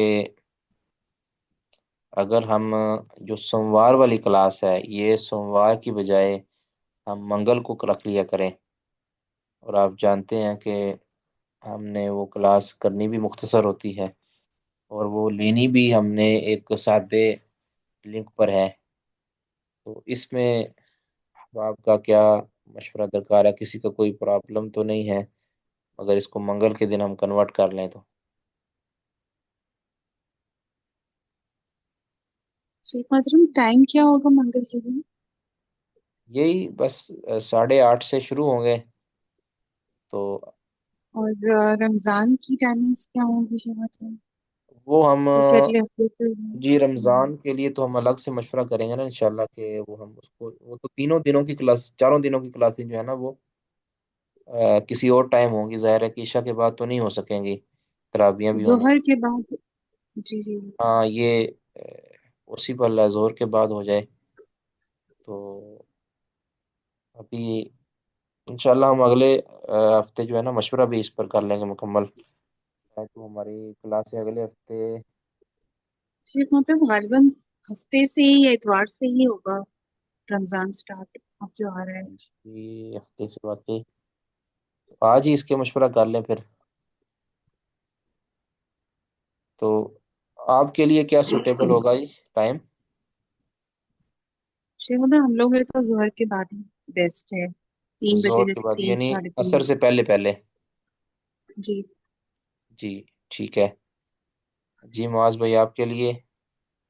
جی شیخ محترم اگر تو جس کا فرا بہن فرما رہی ہیں نا، زور کے بعد 3 بجے، 3 بجے ہو جائے، 2:30 بجے بھی ہو جائے تو میرے یعنی لیے عصر سے یہ پہلے، بہت مطلب آپ کو اچھا۔ کہنے کا عصر سے پہلے، 4 بجے سے پہلے پہلے؟ جی شیخ محترم اصل میں رمضان میں ہماری جو ڈیوٹی ہے نا وہ زور سے شروع ہوتی ہے، تو ڈیوٹی کے دوران میں لائیو سن لوں گا، کوئی مسئلہ میں لائیو آ جایا کروں گا، تو جی زور ہماری یہاں پہ 12 بجے یعنی پاکستان کے 2 بجے زور ہوتی ہے، تقریباً 2:30 بجے تک ہم زور پڑھ کے آ کے دکان وغیرہ کھول لیتے ٹھیک ہے جی، تاجور صاحب آپ کے لیے کیا؟ جی شیخ محترم میرے لیے یہ ٹھیک ہے، کوئی بھی ٹائمنگ انشاءاللہ۔ ویسے بھی شیخ محترم یہ چونکہ بہنیں ہیں تو انہیں تیاری بھی کرنی ہوتی ہے گھر میں جی جی افطاری وغیرہ کی، تو عصر کے بعد ان کے لیے مشکل ہوگا، یہی ٹھیک ہے ظہر اور عصر کے درمیان۔ جی اور ٹھیک شیخ ہے محترم وہ بھی آپ 2 دن پڑھاتے ہیں ان کی کلاس بھی، دوسرے سیمسٹر 8ویں سیمسٹر کی، تو جی وہ جی پھر جی میرے خیال میں یہی مناسب ہے انشاءاللہ، ظہر اور عصر کے درمیان۔ جی ٹھیک ہے، یہی مناسب رہے گا۔ تو باقی ڈاکٹر جنید صاحب آپ کیا کہہ رہے ہیں؟ السلام علیکم شیخ صاحب، شیخ صاحب جی یہ بہتر رہے گا جیسے معاویہ بھائی کہہ رہے ہیں یعنی زور اور انشاءاللہ۔ عصر کے درمیان کوئی سیٹنگ لگا لیں گے نا، وہ میں کچھ دیر جی میں شیخ صاحب. جو ترتیب بنی. تو باقی ام عبد الرحمان صاحبہ آپ کیا کوئی ایشو تو نہیں؟ جی ٹھیک ہے، انہوں نے بھی کہا ہے کہ مناسب رہے گا. ٹھیک ہے جی، انشاءاللہ ہم اس کی جو ہے نا ٹائمنگ پھر فائنل اچھا کر شیخ لیں گے. محترم. جی جی. جی شیخ محترم، میں نے کہا بھائیوں سے گزارش کرتے ہیں کہ یہ جو ہم سماعت سے منگل کا کہہ رہے ہیں نا، اس کی وجہ یہ ہے کہ لائیو کلاس ہوتی ہے اور کچھ بھائی جو ہے وہ ریکارڈنگ سنتے ہیں. تو ایک دن درمیان میں گیپ ہو جائے نا، تو وہ ریکارڈنگ وغیرہ پچھلے سارے اسباق کی آرام سے سن لیں گے، نوٹس بنا لیں گے، جو بھی بنانا ہے. وہ ایک ہمارا دن یہ کا گیپ جو ہے نا. ہمارا یہ طے ہوا تھا نا جی کہ جو آخری دن کی کلاس ہوگی ہے نا، یعنی جو چوتھے دن کی کلاس ہوگی، اس میں ہم وہ ایک تو کلاس مختصر ہوگی، ٹھیک ہے، آدھے پونے گھنٹے کی وہ کلاس ہوگی. ہو سکتا ہے زیادہ سے زیادہ گھنٹے کی کلاس ہوگی. وہ رمضان میں تو ظاہر ہے کہ اس کو اور بھی ہم مختصر کر سکتے ہیں. رمضان میں تو باقی کلاسیں بھی ہماری 1 گھنٹہ 1.25 گھنٹہ کی ہی ہوگی، ٹھیک ہے، وہ 2 گھنٹے کی کلاس نہیں ہو پائے گی. تو ایک تو وہ کلاس 1 سے 1.25 گھنٹے کی ہوگی، 1.25 گھنٹے کی تقریباً آپ کر لیں، سمجھ لیں. تو باقی جو دوسری کلاس ہے وہ آدھے گھنٹے کی 40 منٹ کی ہو سکتی ہے، جو چوتھی کلاس ہماری. تو بہرحال وہ ہوگی بھی منگل والے دن انشاءاللہ، کیونکہ اس کی وجہ اس طرح بیان کیا کہ اس میں ہم نے جو 3 دن پہلے پیچھے پڑھا ہوگا نا، اس کے متعلق ہی ہم نے کوئی ڈسکشن کرنی ہوتی ہے. آپ نے اس میں کیا پڑھا ہے اور اس میں کیا آپ نے لکھا ہے، نوٹس کس طرح کے بنائے، جس طرح کے شروع والے لیکچرز کے اندر ہم نے یہ بات کر لی تھی. تو اور اگر آپ کے کوئی سوالات ہوں گے، اس کے متعلق کوئی مشاورت ہوگی، تو وہ اس آدھے گھنٹے کے اندر جو ہے نا، ہم 40 منٹ کے اندر وہ ڈسکس کر لیں گے. اور یہ ہوگی عام لنک پر. اس کی وجہ بھی ہم نے بیان کر دی تھی کہ عام لنک پر اس لیے ہوگی کہ یہ والا جو لنک ہے 8ویں سیمسٹر کے اندر بھی استعمال ہوتا ہے. تو اس دن چونکہ شیخ ابو یحییٰ صاحب کلاس لیتے ہیں سوموار اور منگل کو، تو وہ اسی لنک سے لیتے ہیں. اگر تو رمضان کے اندر ان کے پڑھانے کی ٹائمنگ بھی یہی ہوئی، تو ہم ظاہر ہے کسی سادے لنک سے چوتھے دن کی کلاس لیا کریں گے. اگر ٹائمنگ مختلف ہوئی تو پھر ہم انشاءاللہ اسی لنک سے بھی کلاس لے سکتے ہیں انشاءاللہ. باقی اب کل اب ظاہر ہے کہ کل سوموار ہی ہے نا جی، کل کلاس اب نہیں ہوگی. اور یہ جو کلاس ہے انشاءاللہ پرسوں اللہ نے چاہا تو 8:30 بجے رات کو وہ ہو جائے گی. اور اس میں آپ اپنے سوالات تیار کر لیں، جو سوال آپ کرنا چاہتے ہیں، اور جو نوٹس وغیرہ ہیں وہ آپ تیار کر لیں، ٹھیک ہے. یعنی ایک جو ہے نا ہیلتھی جو ہے نا وہ ہماری کویشچن آنسر کی کلاس ہو تو یہ بہتر رہے گا انشاءاللہ. جی معاذ بھائی کیا کہنا چاہ رہے ہیں؟ شیخ صاحب. جی شیخ محترم، یہی میں بات کرنا چاہ رہا ہوں. جی جزاکم اللہ خیر. جی جنید صاحب. شیخ صاحب میں یہ پوچھ رہا تھا کہ آپ نے جو کچھ لیکچر پہلے ڈسکس کیا تھا کہ آپ کس طرح سے اس کورس کی ایگزام دیں گے. اس میں آپ فائنل نہیں کیا تھا، لیکن آپ کہہ رہے تھے کہ میں تھیسس بھی لکھوا سکتا ہوں، 4 تھیسس بھی لکھوا سکتا ہوں، ایگزام بھی دے سکتا ہوں. تو اس میں شیخ صاحب میری رائے یہ تھی کہ جو بھی ہے اگر آپ اس کو فائنل بتا دیں تو اسی کے حساب سے پھر تیاری کی جا سکے. خاص طور پہ اگر ایگزام لے لیں تو پھر ایگزام میں یہ ہے کہ اویلیبلٹی زیادہ ہوتی ہے. میرا پچھلی دفعہ بھی تھوڑا سا اسکیجول خراب ہو گیا تھا، وہ میری غلطی تھی، تو وہ 5-6 دن کی ٹریولنگ آ گئی تھی. تو یہ کہ اگر شیخ صاحب جو بھی آپ طے کریں اگر وہ پہلے ہی بتا دیں نا تو اس حساب سے ہی آدمی تیاری کر لے. یہ جو ہے نا یہ فی الحال تو اس ایگزام کا کوئی ارادہ نہیں ہے، ٹھیک ہے. اصل یہی ابھی تو آتا ہے کہ یہ جو آپ اسائنمنٹ جو آپ کہہ لیں آپ نوٹس بنائیں گے نا، یہی آپ کی ایک آپ اس کو کہہ لیں کہ ایک مقالہ ہو جائے گا.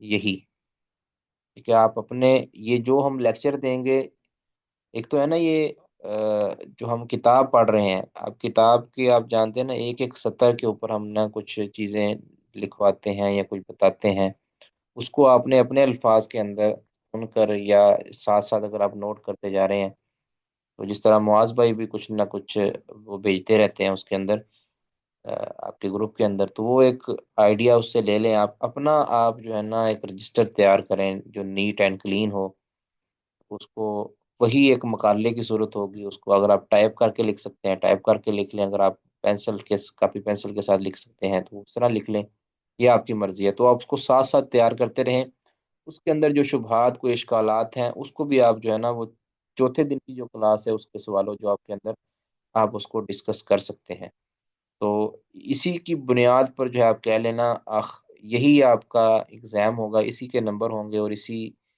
کو آپ کہہ لیں کہ آپ پیپر کی صورت میں آ لیں، یعنی یہ آپ کے جو ہے نا پورا یعنی ہر ہفتے کے اندر یہ آپ کا ایگزام ہے، سمجھ لیں، اس میں کوئی کچھ آپ کو یہ چیزیں بھی ہیں کہ ساتھ ساتھ آپ آیات یاد کرتے ہیں، جس طرح اب آیت الکرسی آئی ہے، وہ آیت الکرسی کو آپ یاد رہی ہے تو آپ کو یاد ہی ہوگی، اب اوپر والی جو آیت ہے رب السماوات والارض وما بینہما فاصطبر فاعبدہ واصطبر لعبادتہ هل تعلم له سمیہ، یہ ایک آپ کہہ سکتے ہیں، یہ ہمیں یاد ہونی چاہیے، جس میں اندر تینوں توحیدوں کا ذکر ہے، تو اس طرح کی آیات آپ اس کو یاد کر لیں، تو اس کا ویسے پیپر نہیں ہوگا، لیکن آپ یاد کریں گے تو آپ کے اپنے فائدے کی چیز ہے، اس کو آپ لکھ لیں، لازمی لکھیں لازمی، تاکہ زندگی کسی موڑ کے اوپر جو ہے نا ہمیں یہ کام آ سکے، اور جو آپ نے خود لکھا ہوگا نا اپنی محنت کر کے، وہ آپ کو یاد بھی ہو جائے گا، یاد بھی رہے گا، ٹھیک ہے، تو یہی بس ایک مشورہ تھا، باقی فی الحال کوئی پلان نہیں ہے انشاءاللہ کہ ایگزام جس طرح ایک روٹین وائز ہوتا ہے اس طرح کا ایگزام نہیں ہوگا،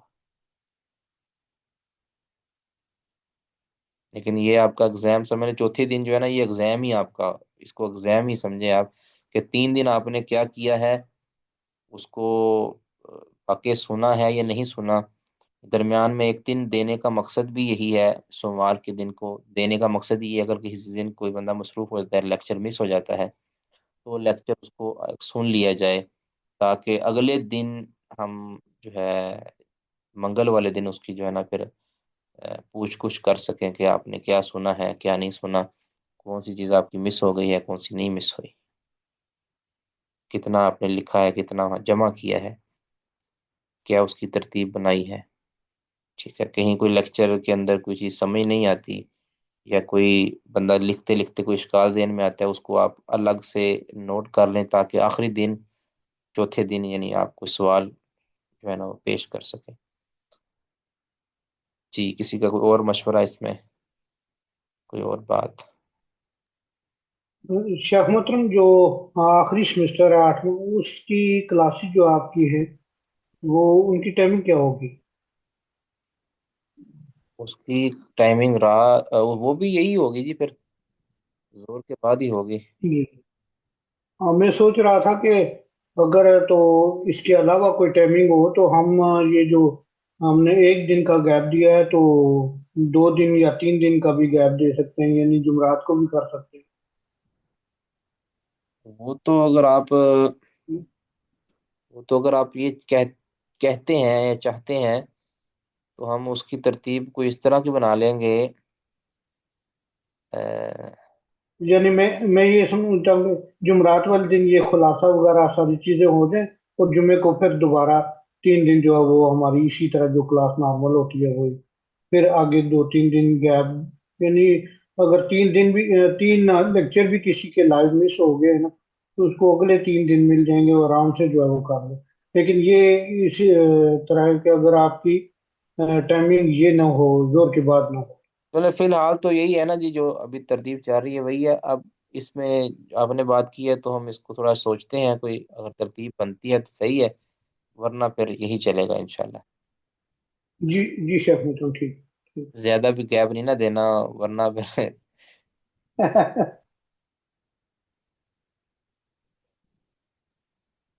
ہمارے پاکستان میں مشہور ہی ہے نا، کہنے بھی پیر رکھنی جگہ دو تو لوگ منجی لے آندے نے۔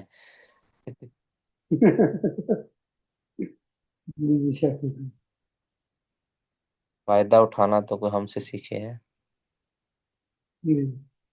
वैसे शेख मोहतरम इस कोर्स का जो है ना एक अपना ही मजा आ रहा हाँ जी है बिल्कुल अपना। अल्हम्दुलिल्लाह।